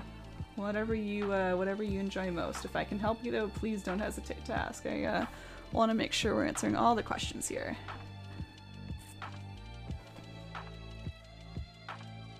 Art Chappie says it's something I don't do often enough. Step back and look. Yeah, I have to remind myself as well. I remind myself when I'm getting a little frustrated. If I'm ever getting a little frustrated, it's like, maybe I should look at it differently and not like this, because that's not how people view art. Usually I'm not looking at a painting from 2 inches away, and it can make all the difference to step back. If you don't want to get out of your seat, you're kind of comfortable, you can always pull out your phone and take a photo of it as well. It pretty much achieves the same effect. You're kind of condensing the painting into a smaller image so you can see everything together, rather than concentrating on one little spot and getting frustrated with one little spot. Because sometimes those spots don't make a difference in the end. I don't know why.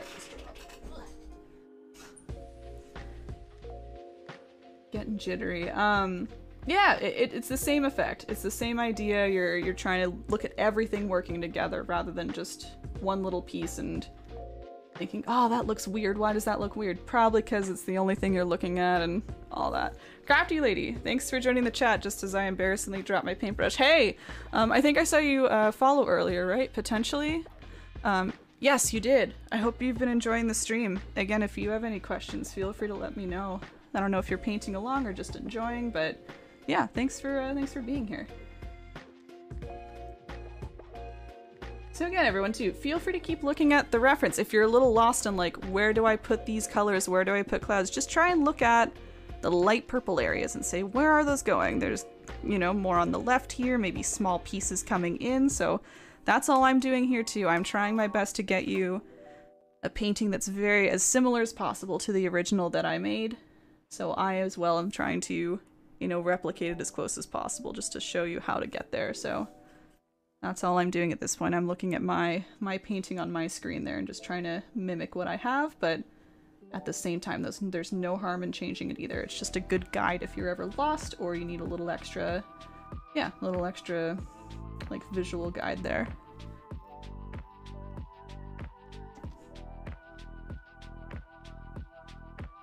I really like the idea of splitting it up. See how sometimes they're kind of split up, just a little extra kind of falling out. I like that effect. I feel like I want to add just a little more. I want to kind of really lighten up some of these areas here. And I'll tell you, I like to leave kind of the final highlights for later, so this is like all the basic stuff. And then what we'll do after is go back and add a super light purple on top just to really showcase some nice highlights on top.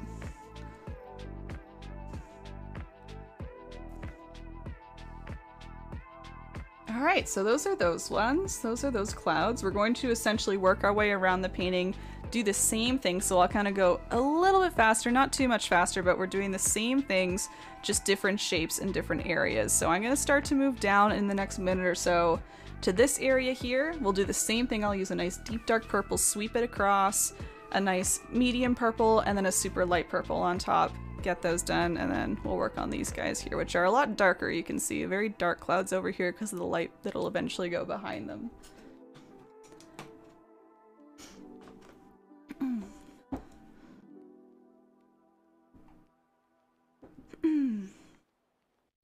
Oh yeah, Charlene, do you have any questions about the clouds? Can I help you at all? Viewing distance is 3 times the width. There you go. I'd want to stand 4 feet away, apparently. Thanks, Todd. Good Google tip. Sand, hey, Rackaroo. So sorry if I screwed that up. Gray has answered your question there. Thank you, Gray. She's quicker than me with the chat. Yeah, I have a YouTube channel, and you can also view it here on Twitch if you'd like to do it a little quicker, because it takes me a little bit to upload to YouTube. So yeah, it'll be here as long as Twitch allows it to be, and then otherwise I will be uploading it to YouTube so it stays there forever. Crafty, no worries. Trying to get my things together. I may go to YouTube. Yeah, no worries. So just so you know, Crafty, the YouTube video won't be posted until a few days from now. But if you want, you can follow Gray's instructions just a couple messages up from yours, and you can actually watch this Twitch stream from the start right now. So yeah, if you want to paint right now, good option for you. Yes. Thanks very much, Crafty Lady. I appreciate it. Like angled lines, not clouds. So maybe using less paint on your brush, Charlene, because I think angled lines would mean you're a little harsher with your brush stroke and you just might have maybe more paint on the brush. So just a little less brush, or less paint, I think, and maybe even less pressure, right? Because less pressure will mean a little bit more softness up here. Try those couple tips there. Tell me what you think. Tiki, you can go to bed if you're sleepy. Generally, sleepy people go to bed. Is there a reason you want to stay up? Okay, there you go. Night night. I'll see you again, Tiggy. Alright, so again, keep going at your own pace, everybody. I don't want to rush anybody, but just kind of trying to keep with time here. I will be going over 2 hours. I'll let you know that right now. But I'm going to do the same steps. I'm just going to do a little bit of a different shape here. I'm going to do kind of thinner clouds that kind of curve down and come back up again. That's the only difference, but otherwise, same technique and same order of things. Alright, so I'm going to grab more of my dark purple. I need to mix a little more personally.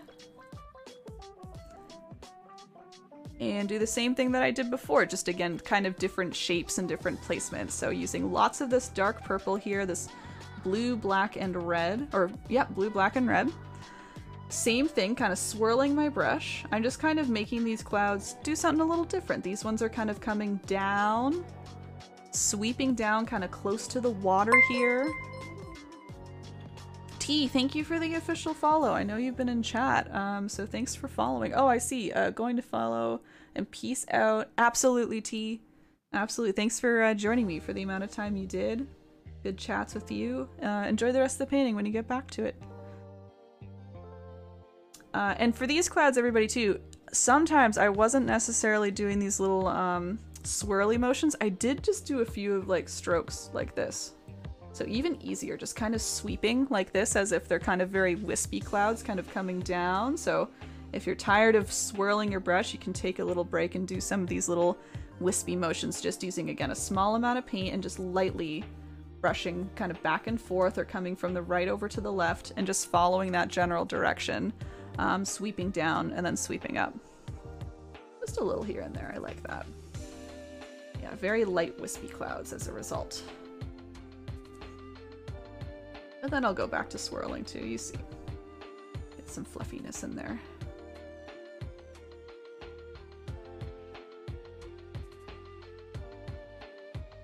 Yeah, maybe you end up liking the wispy clouds and want to add more. You absolutely could. Make some a little wispier. Again, it's all up to you. Use the techniques I teach you and just do what you want with them. They don't have to do exactly what I'm doing. They can be used to make a different painting, one that you enjoy, so feel free to switch it up if you need to. P. Sudbury first time. If you have any questions, P. Sudbury, absolutely let me know. I do my best to help everybody as I'm painting along here, but hope you're enjoying yourself either way. Thanks for being here. Grok, yeah, if you gotta go, please go to bed. It's late for you too. Have a good sleepies if that's where you're going. Fiddler, thank you. Fabulous so far. Aaron, 5:30 comes early in the morning. Stay well. I'll see you later, Marion. No worries at all. Have a good sleep too. Yes, 5:30 comes early. So I guess the other difference with this area, you can see I'm keeping these little clouds a little more separate. It's not as much as a big bunch. It's not as much of a big bunch as up here.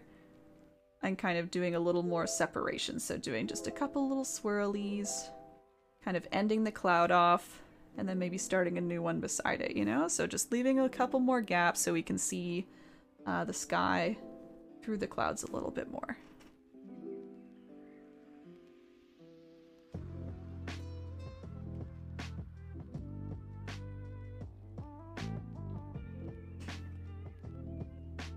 All right, I think that's enough darkness. So whenever you're happy with the amount of dark purple you have, you can just simply move along to the medium purple and then the light purple. So just like we did up here, we started with kind of a medium purple, just kind of adding the highlights to the tops. And then we can finish off with a very nice light purple, kind of along the very tip tops of the clouds as well. So here I go. I'm just going to mix my medium purple because I'm out again. Lots of purple in this painting. It's a very purple painting, so hopefully you have lots of red and blue or lots of just pre-made purple, whatever you're using, because we need a lot of it. Alright. Adding it to my brush. Tapping off on the paper towel to make sure there's not a lot of paint. And then same ideas up here, just lightly wisping, not wisping, I guess I am swirling here. Swirling that along the tops of the clouds. And again, you don't need to touch every single top of every single cloud. You can kind of break it up a little bit, but yeah, I'm trying my best to kind of add this where the highlights would be, so along the tops, and definitely closer to the left as well. I will highlight the right-hand side a little, but the left-hand side is going to be definitely more highlighted than the right. Oh yeah, Peace Subway, you say, I realize I really need to slow down. There you go, yeah, everyone has different paces. I maybe paint maybe a little quicker than some, I don't know. Well, especially those who might be starting out, I wouldn't want you to feel like you gotta paint at my speed for sure. I mean, I know exactly what's coming up next, and I'm mixing colors probably a lot faster, so I hope everyone's just going at their own pace. I think slow is good. I think I said earlier, it means you're really thinking about stuff and mixing a color you really enjoy, you know, rather than quickly just applying it and seeing how it goes, right? It's a little more intentional. I think that's a good thing that you're trying to slow down there. Yeah, you find your own speed. Again, some people like to paint fast, some people like to paint slow, so it all differs for everybody. Alright, just gonna bring a little more over here, but again, I want to keep this area relatively dark. And you can wisp as well with this lighter color if you like. If you liked those kind of wispy clouds, you can do a little wisping with this new color, or you could choose to kind of make some more structured clouds on top of the wisps just to add a little bit of a highlight on top, you know? So again, experiment as you like.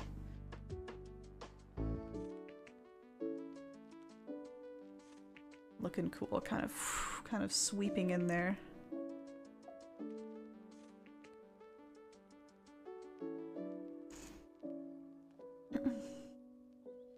Amber says, kind of want to do my beach area, but you could.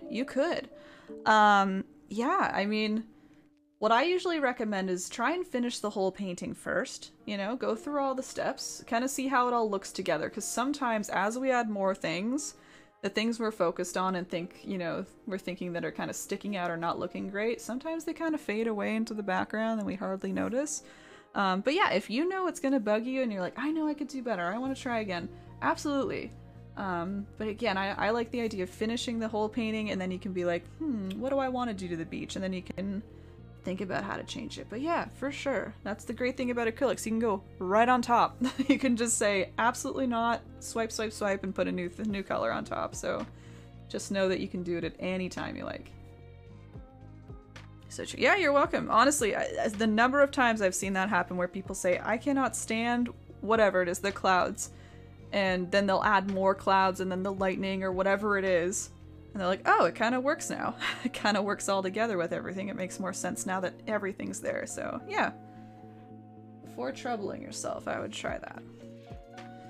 All right, I'm just moving ahead here, continuing with my very light purple. So same idea. I mixed more white into my purple, made this very soft, light kind of lavender or lilac color. Maybe even lighter than lilac. It's super, super light. And just, again, swirling that on the tops of the clouds. And I would say I'm adding a little more than I did up here. It's very dark, a little further away over here. So we're going to make it a little lighter down here where all the lightning is kind of coming down, right? Adding just a little extra. So that just means maybe adding more of this color on each cloud or maybe thickening it up a bit more. You can see how I'm kind of widening that area there. And I even did a little bit of just adding this color, you know, not even on top of clouds that already exist, kind of like making my own new cloud. It just made it look almost foggy by doing that. It wasn't more of a structured cloud, it was just kind of some fog almost, right? When you start to do it just on its own. So if you like that look, you could even just use this color and just fill in some space if you want, just by lightly rubbing it and lightly swirling it around. So just as an extra idea, instead of starting over and like doing more clouds, if you want to fill up some space, you could just swirl on a very light amount of this light purple. Again, it kind of gives a nice foggy look versus a structured cloud look. I like it.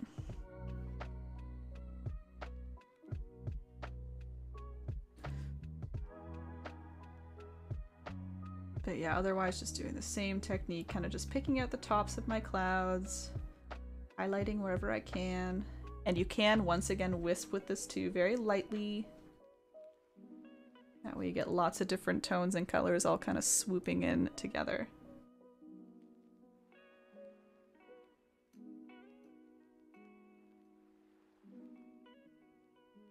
I think that's almost there. It's coming together. Again, we could go back and highlight even more. I will do that later. I like to kind of put all of our basics down first, and then I'll go back and add just little touches of super, super light purple, even maybe a white. For now, I'm liking what we have here. This is kind of like our good base. It's looking good as is, but we could touch it up a little more later. So if anyone's looking for those really bright highlights, we can do those a little later. Oh, that's good. Refuel. Refuel with some scrambled eggs. Please do. Again, with these next few steps too, it's a lot of the same stuff, just different areas of the painting. So at any point, very easy to take a break here.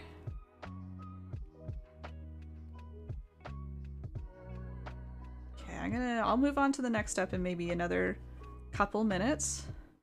I see we're creeping up already to 9 o'clock, and again, I usually keep these closer to 2 hours, but I think it's safe to say this is probably going to be closer to 2.5, just to let everybody know, in case you're wondering time length here. I wanted to make sure we all had lots of time as we were doing this, so I feel like I was taking a little extra time in between steps tonight. And that's fine. Hopefully that means we're not as rushed and just moving along at our pace here. But yeah, after this step, I'm just going to simply move up here. I'll do these clouds here, which stay a lot darker, as you can see. Like, there's highlights around them, that's more of a glow, but because all the light's behind them, they're going to stay very dark, so we're actually going to do even less highlighting for our next steps here. We'll be adding just a lot of dark paint over here. And then after that, truly, it's just the lightning that we need to add, just very thin streaks of white paint, and then maybe a little extra glow here and there.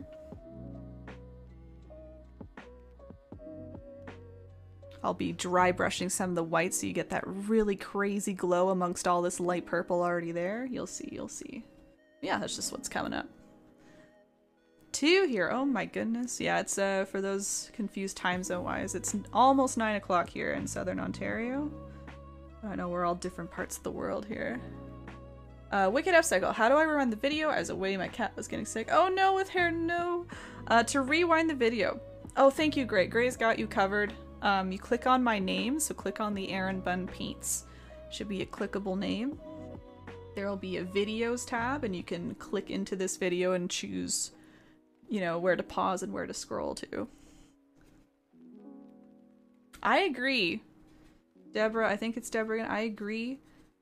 I think it's worth it. It's obviously, if you're like super tired, I wouldn't push yourself, but I think it's cool to see it all come together kind of in one session. That's why I try and do these, you know, 2 to 2.5 hours, I guess I should say now. But yeah, I try to make them attainable, that if you have a couple hours, you can make a whole painting.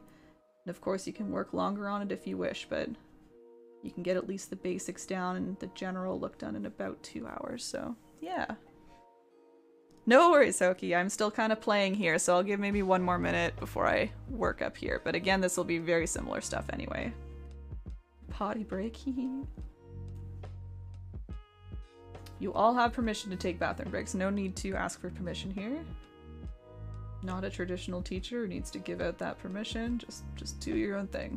I have no control over you guys. Do what you need to do.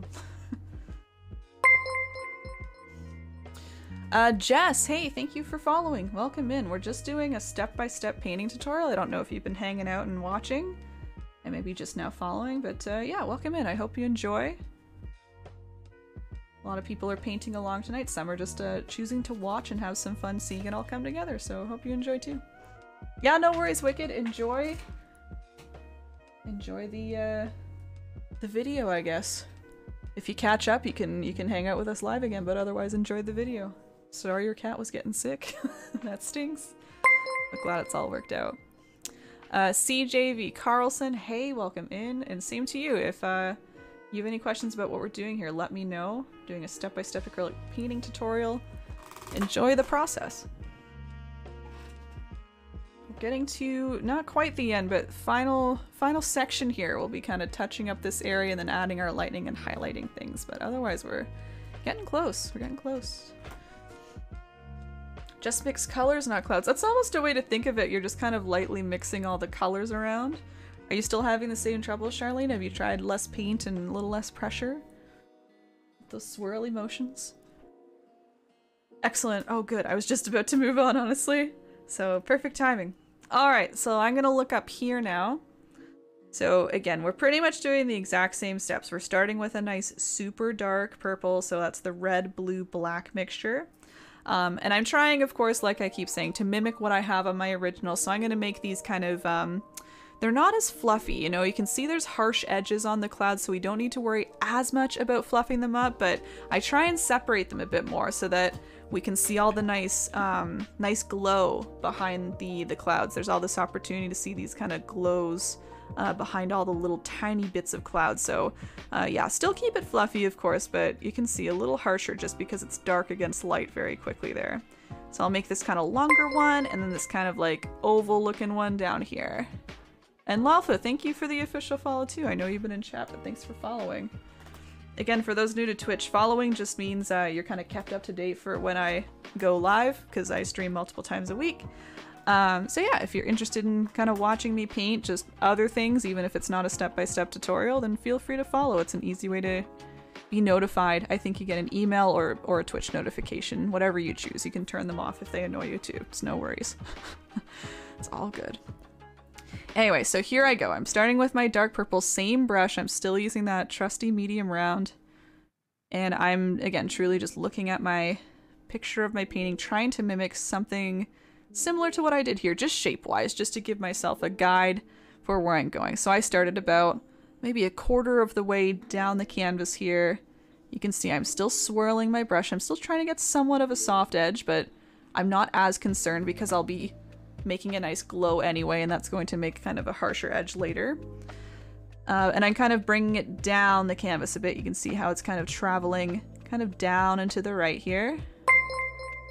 Many new— oh, Jess, my goodness, thank you for subscribing with Prime. I thought that was another new follower. Lots of new followers today, but Jess, thank you so much for doing that. It's a little bit of effort to connect all those accounts together, but once it's done, it's done. Thank you. I really appreciate it. Again, for those who don't know, subscribing literally helps me financially. You can subscribe kind of traditionally just by paying a fee to Twitch once a month, and then some of that fee is passed along to me, so it supports me as an artist and with my streaming. But if you subscribe with Prime, which is what you just saw there, it's free to you. It means it doesn't cost you money, but it still gives me money. It's wild. How does it work? It just takes money from Amazon and gives it to me. It's crazy. Do you think Jeff Bezos is too rich? Use Amazon Prime. Take his money, give it to me. Give it to another creator on Twitch. Maybe you watch other creators. As long as it's being used, that's the most important part. Use those free Amazon Prime subscriptions, please. They're free money to give out to people. It's a really cool system. If anyone has questions or needs help with it, let me know. It involves linking up your Twitch account to your Amazon Prime account, so it takes a couple little steps to begin with, but then it's easy to use after all those steps are completed. So again, Jess, I can't thank you enough for doing that. Thank you. Yep, all the info's there. Thank you very much, Gray. Make clouds the way they are. I'm too picky. Gonna see how they look. There you go. There you go. Yeah.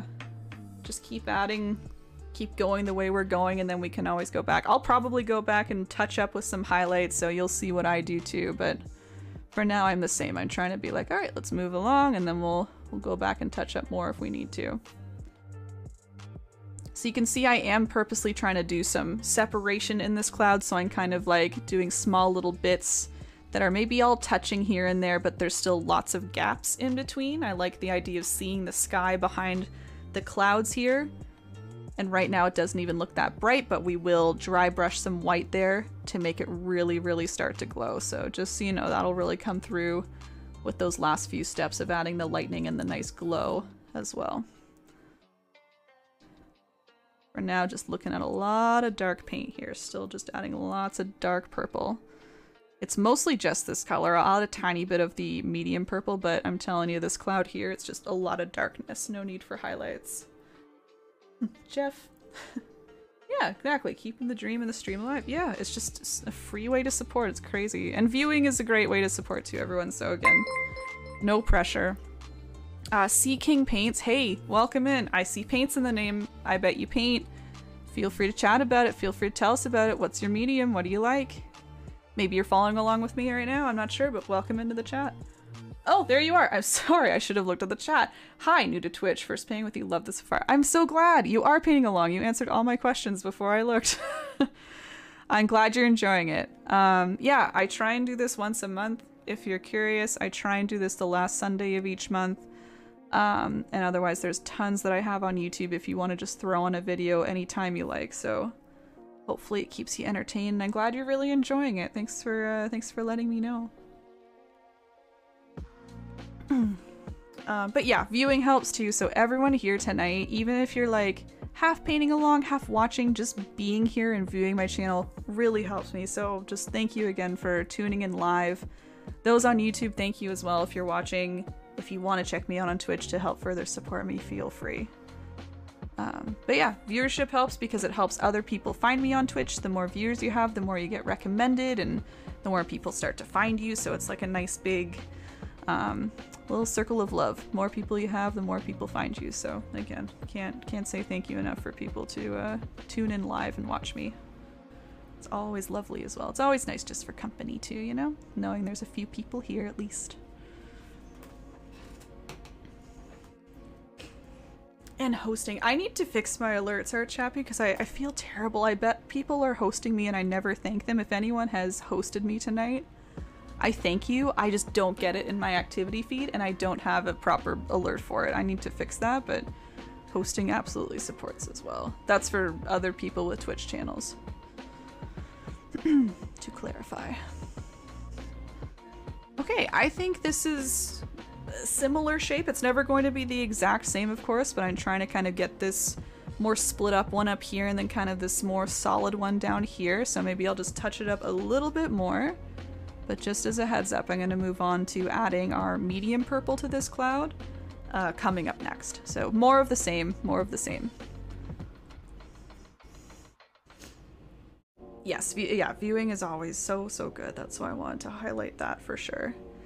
I think a lot of people don't know that, and also just, yeah, don't understand how that works. Like, why would me watching you support? It's, yeah, it's a lot of different things, but mostly it's that other people can find me easier. Twitch is a large platform with a lot of people, and generally the ones with, you know, slightly higher viewership get discovered a little bit more because they're on recommended pages or a little higher up on viewership lists. So anyway, that's why, in case anyone's curious.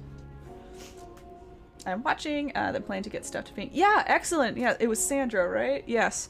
Yeah, Sandra, that's a great way to do it too. Like, just relax now, like no pressure, no stress, just enjoy watching. And if you have questions that you think you'll have when you start painting, then yeah, ask them now, and that way you're prepped for when you start. It's a great little system. You are OCR Chappy, thank you, bless you. I wish I knew. Yeah, that's why I said it. I don't get it in any of my notifications here. It doesn't pop up as an alert. Oh, Grook says hosting has been broken for oh, okay. I thought it was just me. I thought, honestly. Sea King Paint, so far I follow you, my son. Oh, very cool. Does he paint as well? I guess you said you were a little new to at least my tutorials in painting. I don't know if you mean painting in general, but yeah, do this a game or paint or do art? Everyone technically has a Twitch channel. Even that's true. That is actually true. You can host even if you don't stream. That is true. You do have a channel. Then it's there if you ever want to stream. That makes sense, I guess. Sapphire Girl, I linked my accounts. Now how do I describe on Prime? If the accounts are linked, usually there's a... See by Art Chappie's name, there's like a blue crown. That's like the priming badge, and or the prime badge, excuse me. And that means the account's linked. So I'm not sure if maybe it'll take maybe a moment or two to officially get linked up. But once that's done, Starfire Girl, when it is linked, you want to hit the purple subscribe button just on the bottom right of my screen. Scroll down. You'll see a bunch of prices. You don't want to pay those prices. Scroll down and it'll say subscribe free. If the accounts have linked correctly, the free button will appear. It wasn't there before and it will appear for you. And then you just click that and it's as easy as that. Happy to help you further too if you're still having trouble closer to the end here. Once I'm done teaching, I can absolutely kind of visually show you some stuff. Oh, there you go. He's a gamer, I'm a painter. There you go. I know Twitch has a lot of people who game on it. That's primarily what it was known as and is still known as, but yeah, that's cool. I hope he enjoys it. It's a fun little social activity. Alright, I'm gonna go ahead with my medium purple, so I'm not doing a light purple this time, I'm just doing my medium purple, and then I'm going to walk through the highlights and lightning for you. So this was red and blue and white mixed together, just a nice in-between dark light purple, nice medium purple. And this time, we're not really looking at the tops of the clouds because there's light all around it, right? So we're really just looking at the edges of the clouds. We want to keep the centers nice and dark because they're right on top of the lightning. The lightning's not going to be in front of those, right? So we just want this kind of medium purple to maybe be just coming in and out a bit like, you know, on the tops and bottoms of the clouds. So anywhere along the edges, essentially. I'm just going to lighten this a bit more. Don't want it super dark. There we go. See that? So just kind of touching up along any edges you like, and it doesn't need to be every single edge. You don't need to like border the clouds. Just kind of lightly again swirling around, just giving a little bit of an extra color to your clouds here. You might see a little bit of this happening where like the color you're using matches the background. That's okay. I think you'll still see a little bit of this softness on top as long as you're adding this color on top of your dark purple. I think you'll be able to tell it's not the background, you know, even though it looks like the same color, it'll be kind of a different texture. You're applying it differently. So I would still say go for it, even if you think it looks similar to the background. And especially as you get down here, you get to the blue area, so it'll definitely look a little different there.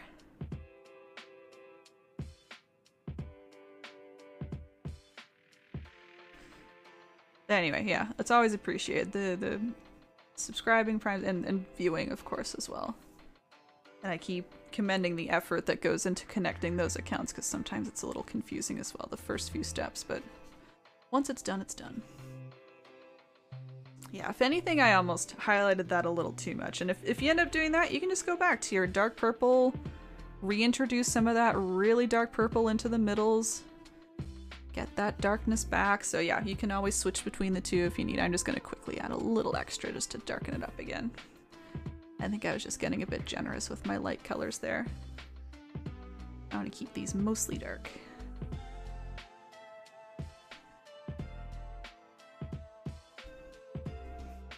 Alright, so I'll move us along to the lightning and the glowy area in the next couple minutes.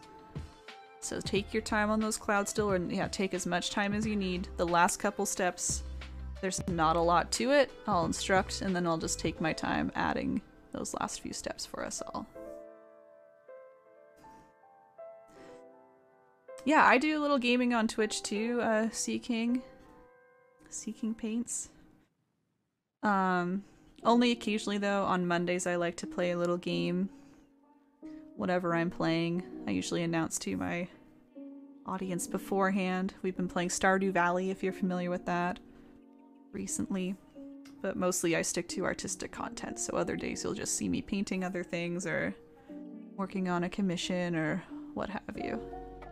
Yeah, trying out some variety. Sometimes I cook on stream, I do a lot of different things, so anything kind of creative and fun. Thanks, Charlene, thank you. Lots of layering. It is a lot of work because you want to be slow and soft with it. It's hard to do clouds quickly. You gotta be patient with it and just little bits at a time.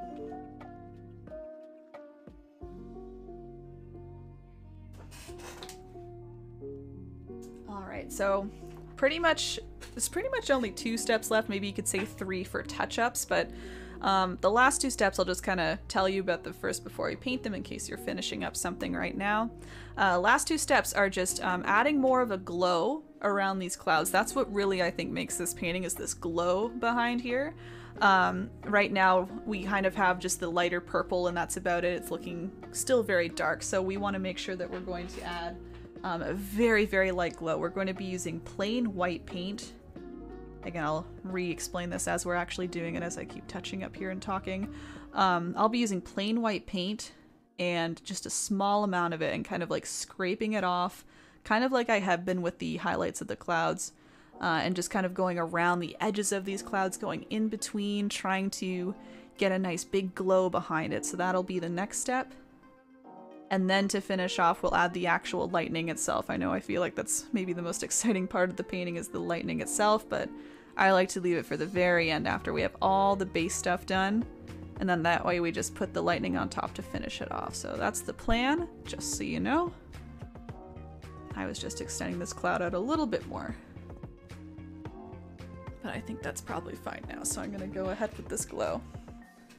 You're Cindy. Okay, I'll try to remember that here. Sydney, I know nothing about gaming. I just missed him, so I'm like, oh, that's nice. So he's away from home. It is such a nice way to connect, I know. It's wild. That's why I'm always curious where everyone is viewing from, because it's cool to really continue to highlight that, like, we can all kind of spend time together, all in our little separate spots in the world. So I understand you completely. Absolutely. That's sweet that you're able to do that. Alright, so I'm going to go ahead with this glow step. Again, if you're still working on the clouds, I would just keep going until you're good and comfortable and ready, because I like the idea of getting all the clouds done the way you like them before doing these final steps. So just keep taking your time. But I'm going to do the glow now. So what I'm doing is I'm grabbing my medium round brush. First of all, I washed it off, of course, before applying the white paint here. We don't want any purple on the brush anymore, just white. And then what we're doing is we're wiping it off. Which seems silly. Why would we put paint on and then wipe it off? Well, because some of it gets left over here. We don't have any big blobs of paint anymore, but the bristles are kind of just lightly coated in white paint. And that's what we want. We don't want big blobs. We want to just have a light little scraping of paint coming off. So I really wiped it off. You can see I've really rubbing it against it. Hardly any left on there. And then that way, oh, even less. I want to wipe more. That way, when I start to lightly scrape or wipe my bristles on the canvas, a small glow comes off. There's no like blobs of paint, it's not thick. It's just a little glow. My brush stroke direction, I'm kind of like creating more of a streaky look now, so I'm not doing the swirly motion. I'm kind of like beams of light almost, kind of going from the cloud and out, right? I'm kind of sweeping this white out from the cloud, but mostly just trying to at least put it to the edge of the cloud to make it look like there's a nice highlight coming out, right? But again, if that's making sense, I'm trying to make it look like the beams of light are trying to escape from the middle of the clouds. They're all kind of shooting out like this. You can see a little bit of that in my original. You can kind of see the direction of the brush strokes. I'm having trouble with, maybe this paper towel's wet. Trouble with wiping off here. So yeah, it's a big key is to use only, you can see how aggressively I'm trying to remove it. Just making sure there's hardly any paint left on there so that when you scrape it, it's coming off super light, super transparent. And that's how we're going to make this lovely glow all the way around. You can do a little bit of swirling if you feel like it. If you feel like it helps you get in little crevices, you know, here and there. Helps you kind of keep the shape of the cloud. Or you can just kind of sweep the brush as you saw me doing, kind of coming out like this. You can see how this is creating the nice glow. Very softly. You wipe it off on your clothes. Yeah, wipe it off on your clothes if that helps. wherever works. Just don't forget where you wipe it, because that might be problematic later. Tara, hey, I'm from Okinawa. Thanks for your lesson. Oh, really? Very cool. Acrylics as well, or something different?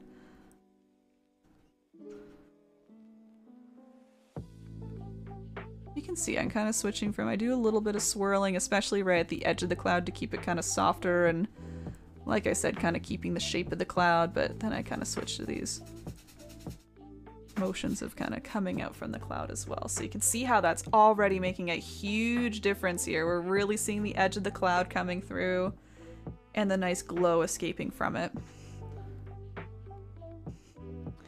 And the one thing you gotta be careful with, I guess, is like the small little pieces of cloud. We don't want to cover those up. It's a little hard to avoid that sometimes, so you might find yourself just covering up some of those areas for now. And then what you can do later is during like this little touch-up phase that we'll do, you can re-add a little bit of the cloud like right on top to really showcase that the cloud is on top of this glow. The glow is behind the cloud, right? So just in case we have a little overlapping, we can always do that later. Oh yeah, and then I'll encourage you to use a different brush if the medium round is too big, especially in these tiny areas, right? Again, to avoid overlapping. We don't want to overlap all of our hard work, so use a tiny brush here and there. Same thing, just make sure it's really wiped off, and you can get even more detailed with it. Make these little patches that are showcasing the glow coming through. That really, again, helps with the cloud shape coming back out.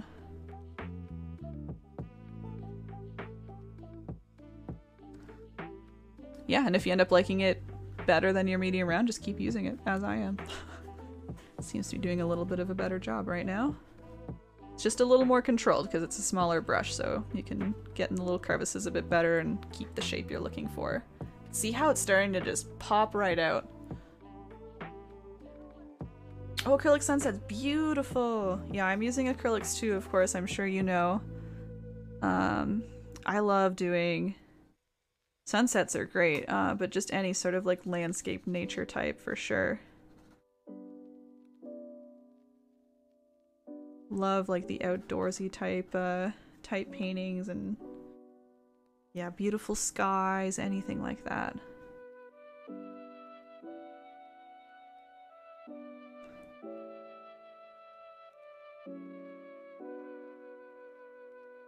So yeah, I can see I'm doing my best, but I am overlapping a bit. That's why my cloud isn't looking quite as sharp as the one in the original. So I'm just gonna keep going. And like I said, if you're having the same issue as me, I'll show you how to kind of fix that again. All we need to do is just re-add a little bit of those dark purples to really make sure our cloud is sticking right on top of everything, right?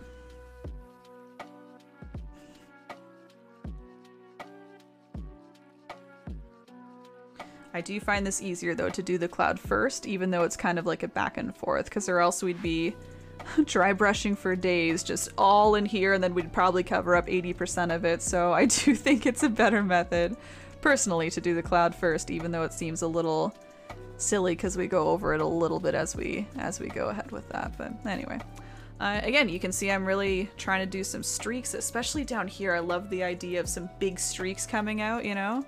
Big beams of light kind of shooting out, so I'm really doing my best at kind of bringing that down into the blue here. But again, that's your choice. You can keep it a little more contained. You can make it really wild and bright.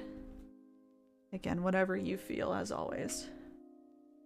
Okay, 3:20. I really thought you were going to bed earlier, but thanks for sticking around, Groke. I'm gonna watch this right. Absolutely. Thank you, thank you. I really think with these last few steps, we'll see it even come together even further. I'll see you later, Groke. We get the best sunset here. Learned to paint a year ago and stick to one type, trying to venture out. Yeah, I think that's a good idea, especially if you find something you like and you're inspired by, like sunsets, Tara. That makes a lot of sense. You can get good at it, you can learn some different techniques doing that, and then kind of progress into something else. Yeah, for sure, for sure. The hang up. Oh, Peppa.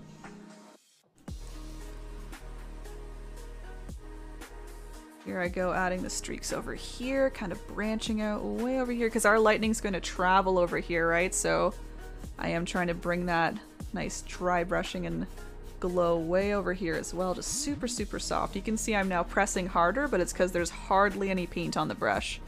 And that gives the nice, very soft glow that we see coming through there. Not super distinct streaks, just kind of like an overall, just more lit area.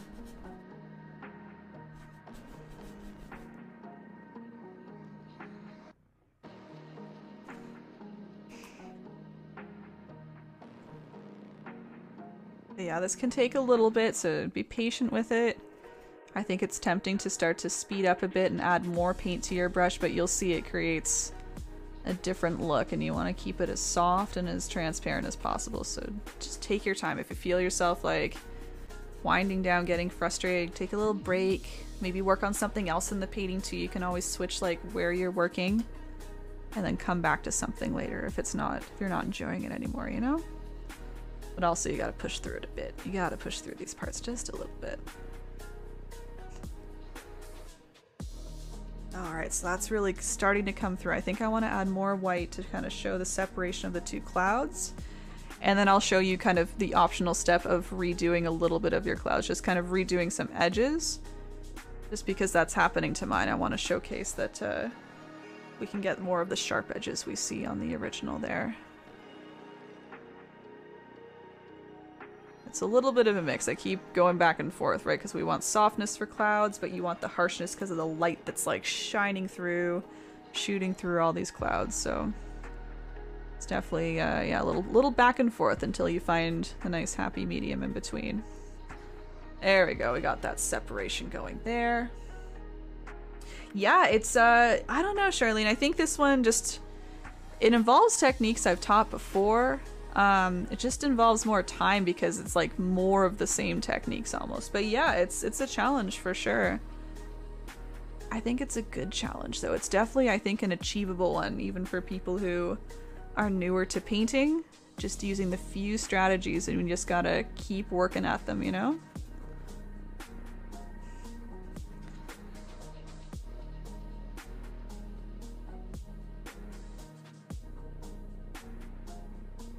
Yeah, some streakiness here and there isn't bad. Again, I kind of like some more distinct streaks coming out, so if it happens that you had a little more paint on your brush, as long as it's still relatively soft, I think it looks good.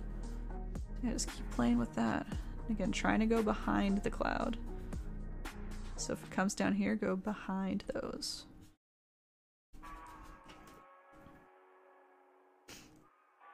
Okay. So keep working on that. I'm just going to showcase, again, this is more of an optional step. I wouldn't say this is like a step to the painting. Just more so if you found, like me, that the white overlapped a bit too much and your cloud got a little too soft. You don't see the really sharp kind of drastic change between dark and light because everything's a little softer. I'm just going to kind of show you how to touch that up. It's pretty much you're just going back to the other step with the dark purple.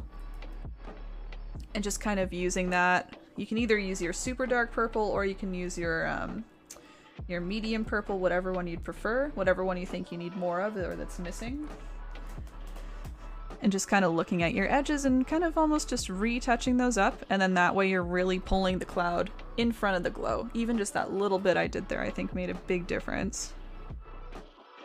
So really just shows the viewer that the cloud is on top. You can re-add little pieces that maybe got covered up. That really brings that glow back down, but still very prominent. Amber, thanks, you're welcome, no worries.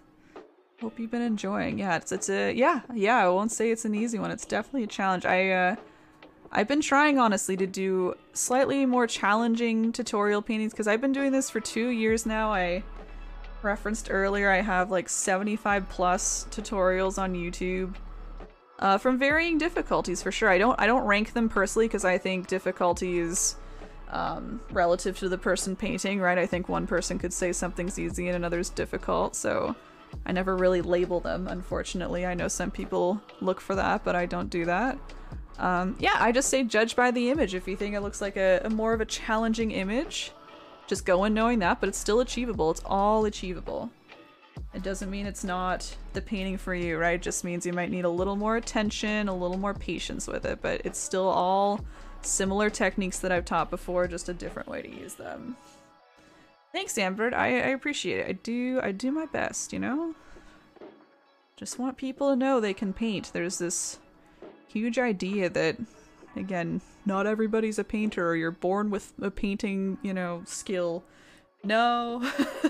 I wish I could paint when I was a baby. That would be pretty cool. But no, I had to put in many hours of just practicing and learning, right? Just with anything. I don't think anything really comes easy to anybody. You still have to train and learn and practice, you know? So yeah, I hope no one ever thinks, oh, I wasn't born with the painting skill. No, you can't be. I really don't think you can be.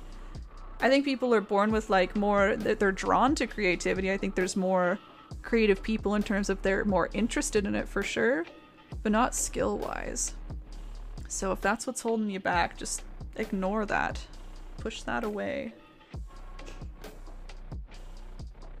It's a lot of time and practice, as with anything, as I keep saying. Alright, I'm gonna keep touching this up just a teeny bit, just to give us a little more time in case anyone's still working on the glow or working on the clouds like I am at this point. And then I'll kind of go through the last little steps of adding the lightning and then maybe touching up a tiny bit more with highlights, just to showcase how that looks when we do that. That too, Art Chappie, yeah, like, not to say it's now easy or like I am now, you know, I'm always learning. Yeah, and everything is still a new challenge. If it's a different painting than I've done before, it's gonna be new, it's gonna be challenging, it's gonna be something to figure out. And for me especially, figure out how to teach it. What's the proper order? You know? Not to say you need order when you're painting. If you're doing it on your own, do whatever the heck you want, but just so people aren't confused when they see me do it, I try to make it so that it's a logical process, you know? Step by step. But you're right, Art Chappie, yes. Seeking, yes, if so many people tell me I can't paint, I tell you yes you can. Yes! You're the best. You're the best person for doing that. We need more people like this who say yes you can, because I've heard terrible stories, believe it or not, like art teachers who will continue this idea that like certain people shouldn't be painting, or you're not going to be a paint, you weren't born to do it. And I think that's terrible. It's very sad. The people who should be teaching this are, you know, indicating to students sometimes, not all the time, not all teachers, just I've heard people say this in stream multiple times, that they felt like they couldn't do art because their teacher told them they weren't good enough and they weren't born with it. And I'm like, why would you ever say that? That's horrible. Anyway. Is mine frozen? Try refreshing. I believe I have my stream up and I can see it's still moving around, so try refreshing there. Yeah, you learn something new all the time. Exactly. Like a new color or a new way to apply something. Yeah, absolutely.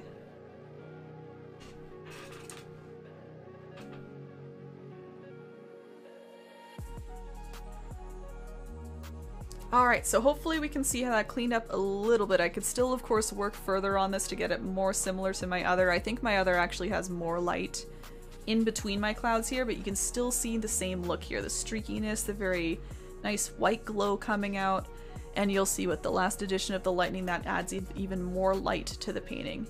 We'll get that done next. I might actually glow up a little more up here, and then I'll go on to that. Go out a little white just a little further up here. Oops, that needs less.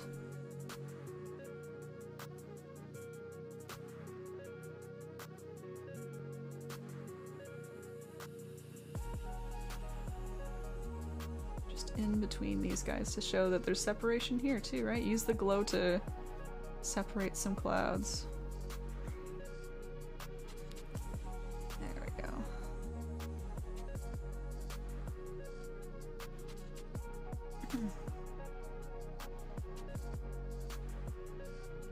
Yeah, and all you can do, Charlene, is keep going, right? All you can do is keep trying, because I'm sure each time you do them, you probably learn something a little different, or you say, next time I'm gonna do this, hopefully, and keeps adding, keeps adding. Thank you, thank you.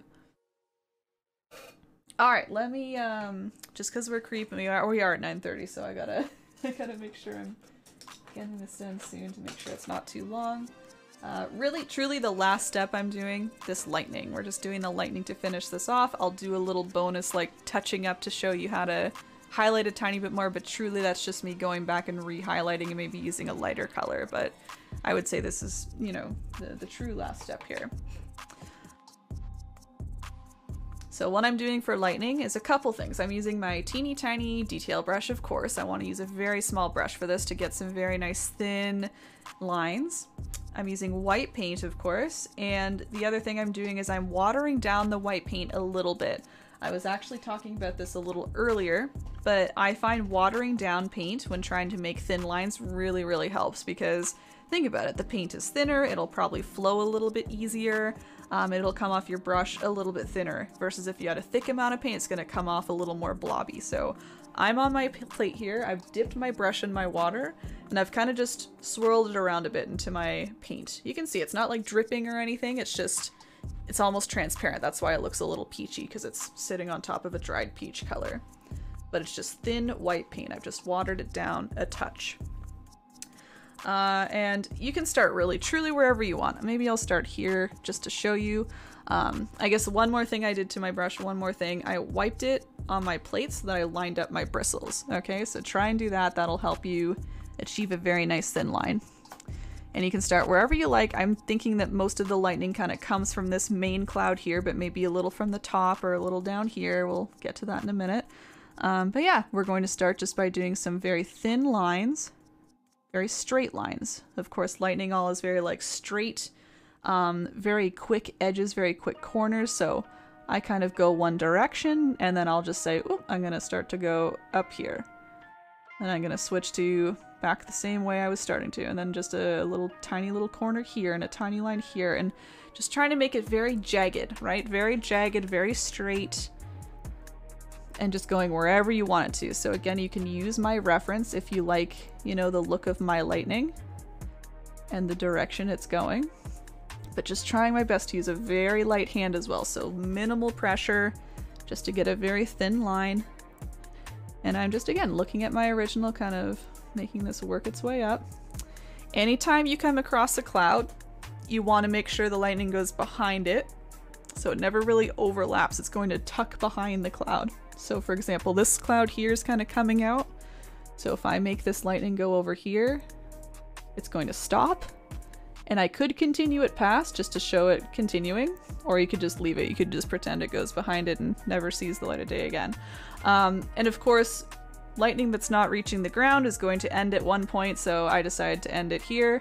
I just end it by stopping, nothing else to it, and I guess creating a little bit of a tip or a thinner edge. Overall, I do try and kind of keep my lightning a tiny bit wider at the start, and then it gets a little thinner as it goes up, but I still don't, yeah, I don't really focus on that because I don't want to make a thick piece here. I just want it to be a slightly wider, slightly brighter here, and then it kind of really fades away up here, and that's the result of making a super thin line and just kind of ending it off. Isn't it? He's getting so big. I'm so proud. Like, he's very much above the plate level at this point, you know? There's height, which is very exciting. Oh, sorry. So no, it's just white. It's just white. I was commenting that it looks peach because I have a dried peach color on my plate. So ignore that. No, no, no. It's just white paint. No peach. There's peach here because from different time. Let's go over here. I was saying it might appear peach because I'm watering it down. So that was the key. That was the key. You want to water it down. So using a little water on your brush and then kind of applying the paint after that, or swirling the water into the paint to thin it out. Hope that makes sense. Sorry if I confused you. Yeah, there's peach here, so no, no, no. So the other thing with lightning is it can branch off different ways. So if you want to split it up, you can. So maybe I'll do another little thin little piece over here, just kind of coming off this direction. Maybe a tinier piece over here. Again, don't forget to do those little jagged edges. I find that's what really brings the lightning look out is having all those little jagged edges, especially when you start to go like small ones back and forth quickly. I think that looks really nice where they're just quick little corners. So again, take your time with it. I think it's worth it really taking your time with this step especially.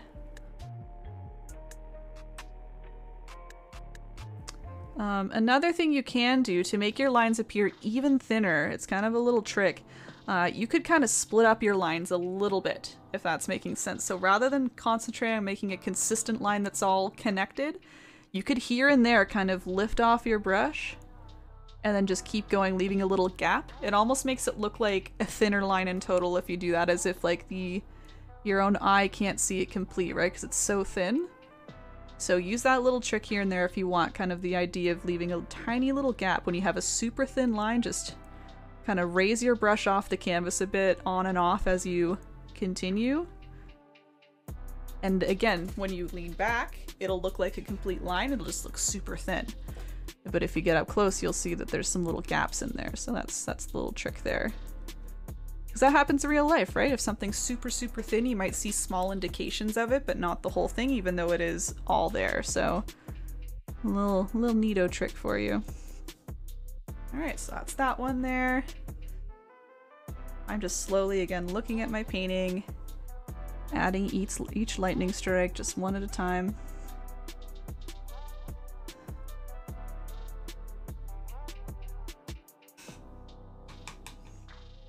Tricky. All the little tricks. I like that trick a lot. I think it's great. It's like, how do you get your lines so thin?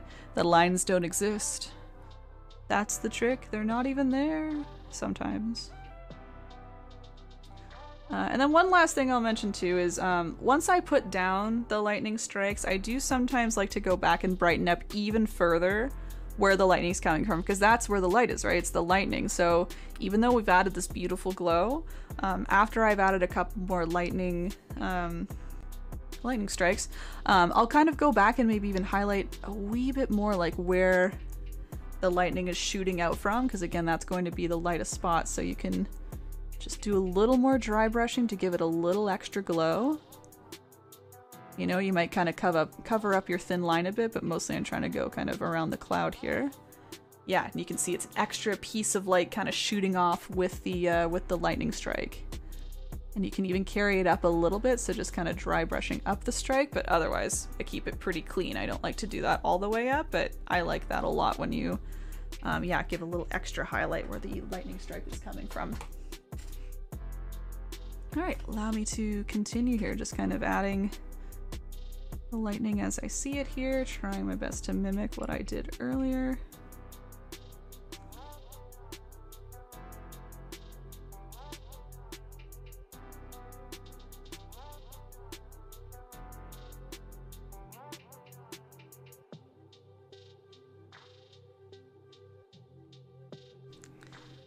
So again, use mine as reference for like where the strikes are going, how many you want to add, or just do your own thing. You know, if you feel like maybe you can try adding one similar to mine, and then you'll probably get an idea of how, you know, the shape acts and how the strike itself acts, and then you can just do whatever you want. Put them wherever you need them to go.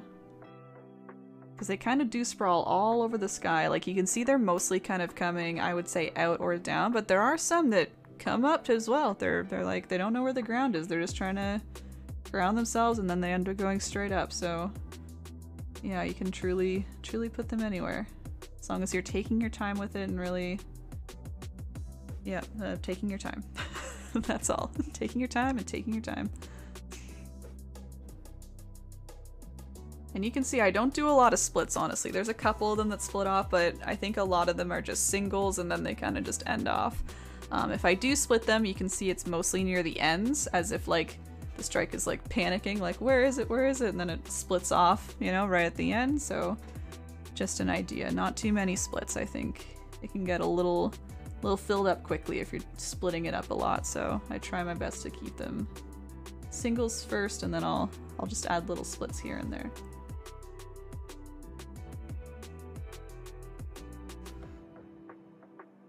Coming together though, I'm almost there. Got a couple more to add, and then I'll like I said, do my little bonus steps of adding just a little extra glow if you want to see how that looks, because I did do that on my original.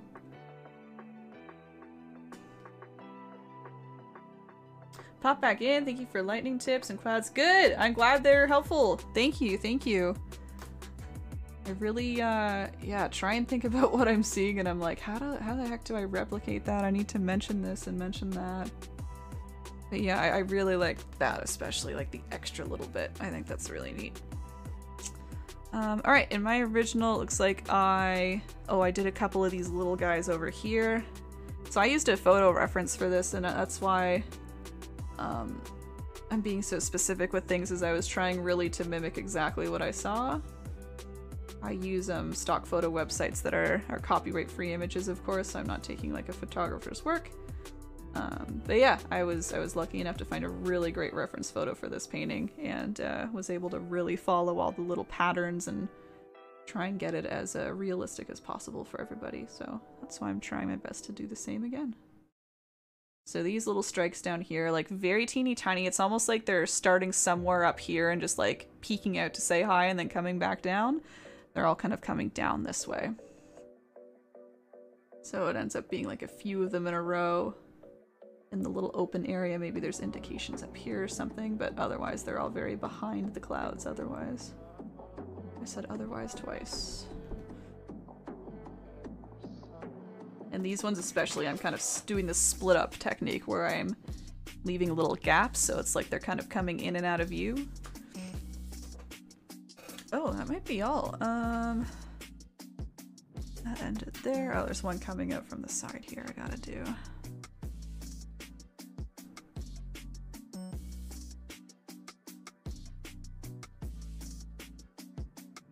And that just ends off. So yeah, again, ending it off, I'm just trying to really light hand and almost like flicking at the end, kind of like with our grass, so that it has a nice little tip. And if you can somehow use even less paint at the end, it helps kind of make it look like it's fading away rather than just ending off. It kind of just fades. It doesn't have enough power and just vanishes. Well, doesn't it, Jen? All the time. I love thunderstorms and rain and the whole aesthetic. Oh, so lovely. I'm trying to, Charlene. I was saying at the start of this event here, I haven't completed something for next month. And we'll see if I do, honestly. I'll talk a little more about that another time, but we'll see. I need to, yeah, make a design that I'm inspired by and enjoy teaching, and I'm doing my best right now, but I might... we'll see is all I'll say. I will for sure let everybody know, but that has been my goal, is to keep this going at least once a month, so we'll see what I decide there. Thanks very much, thanks very much. Alright, so at this point, everybody, I would say like that was the last step of the tutorial. At this point, I would say it's up to you to decide, do I want to go back and add extra things? Oh my, no, the battery. I've got another one charging, don't worry, for the last little bit here. Yeah, at this point, I would say it's a matter of using the exact same steps and techniques, just going back over things and re-adding if you need to. So if you need to re-add any highlights, you can, or re-add some clouds, whatever it may be. So it's not really any new steps. I'm just going to give an example of like adding an extra little bit of highlight to mine, okay? So give me a sec for my battery.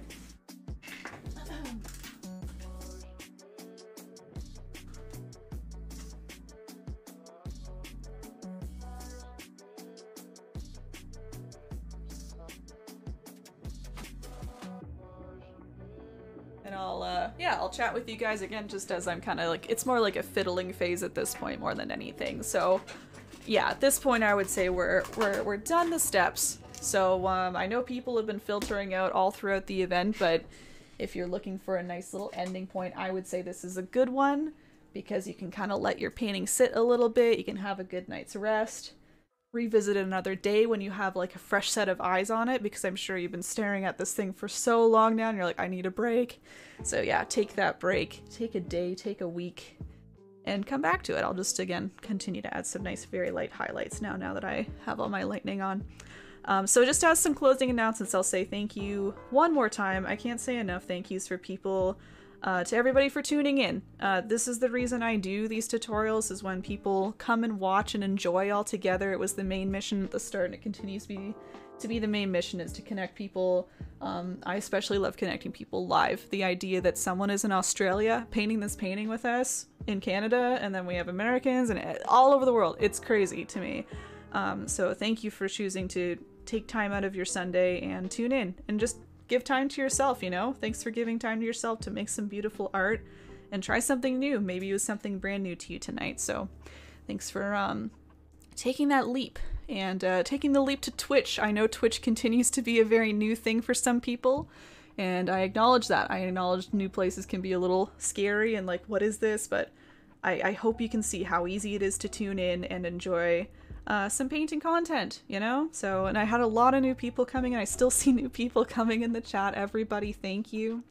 I'll remind everybody again, I'm going to give a little blurb in the chat here. Photos. If you'd like to post photos, there's all the little links for you. There's the link to the Facebook page, find this event page, and post there. I'm going to open it up momentarily, so if it gives you a little thing, you know, give me a moment, but I'll open it up for people to post. If people are familiar with Discord, you can share in our Discord channel. Instagram, you can tag me and then I'll see it, or tag erinbunpaints, hashtag erinbunpaints. Others can see it as well. Twitter as well. Lots of places to share. I was just chatting with Charlene there in chat about next tutorial. I unfortunately don't have a design created yet. Usually my goal is to have the next design created as I, thank you, Wood, for 100 bits. Thanks very much. Thanks for that too. You're welcome. You're always welcome. Bits, for those who don't know, are Twitch currency. It's like Twitch's own form of money. You pay for bits and then you give the bits. So thank you. Wood just donated 100 bits to my stream. So thank you very much. A great way to support me. Yeah, I don't have a design for next month yet, but keep following it on any social media and I will be updating everybody. I try and post my tutorial information as many places as I possibly can, including my website. I even update my website to say like when the next tutorial is, so keep track of me wherever you like, if it's Facebook or here or Discord or whatnot. Yeah, you can always look out for that, and I'll do my best to update when I know what's going on, but I do try and aim for the last Sunday of each month to keep it somewhat consistent so everyone knows what to look forward to. I'll shout out my YouTube channel again if you want to paint more with me but can't wait for another month. Go to YouTube. There's like 80 videos there. There's so many. I've been doing this consistently for 2 years, and I used to do this once a week, so I have a ton of videos from the past, so hopefully you find something there that you like. What else can I say? I don't know what else I say at the end of these things anymore. I just thank you again for your support. I can't say enough. Watching live, going the extra mile to subscribe and things like that. It's never necessary. It does give you ad-free viewing. I don't know if people experienced an ad or two, but that'll remove those ads. That's the one feature. Plus some fun emotes that you can use that I've created for my channel, and just knowing that you're a supporter of the community. So lots of ways to support me if you choose to. But otherwise, I just appreciate everybody tuning in. I think Tips does it. There we go. Yeah, there's things that you can do to go the extra mile if you're curious. I accept Interac, e-transfers, PayPal, yeah, donations via credit card, whatever you like, if you feel like contributing to keep this running. So yeah, but again, I'm continuing to do this as long as people are interested and keep tuning in. So truly, thanks for doing that.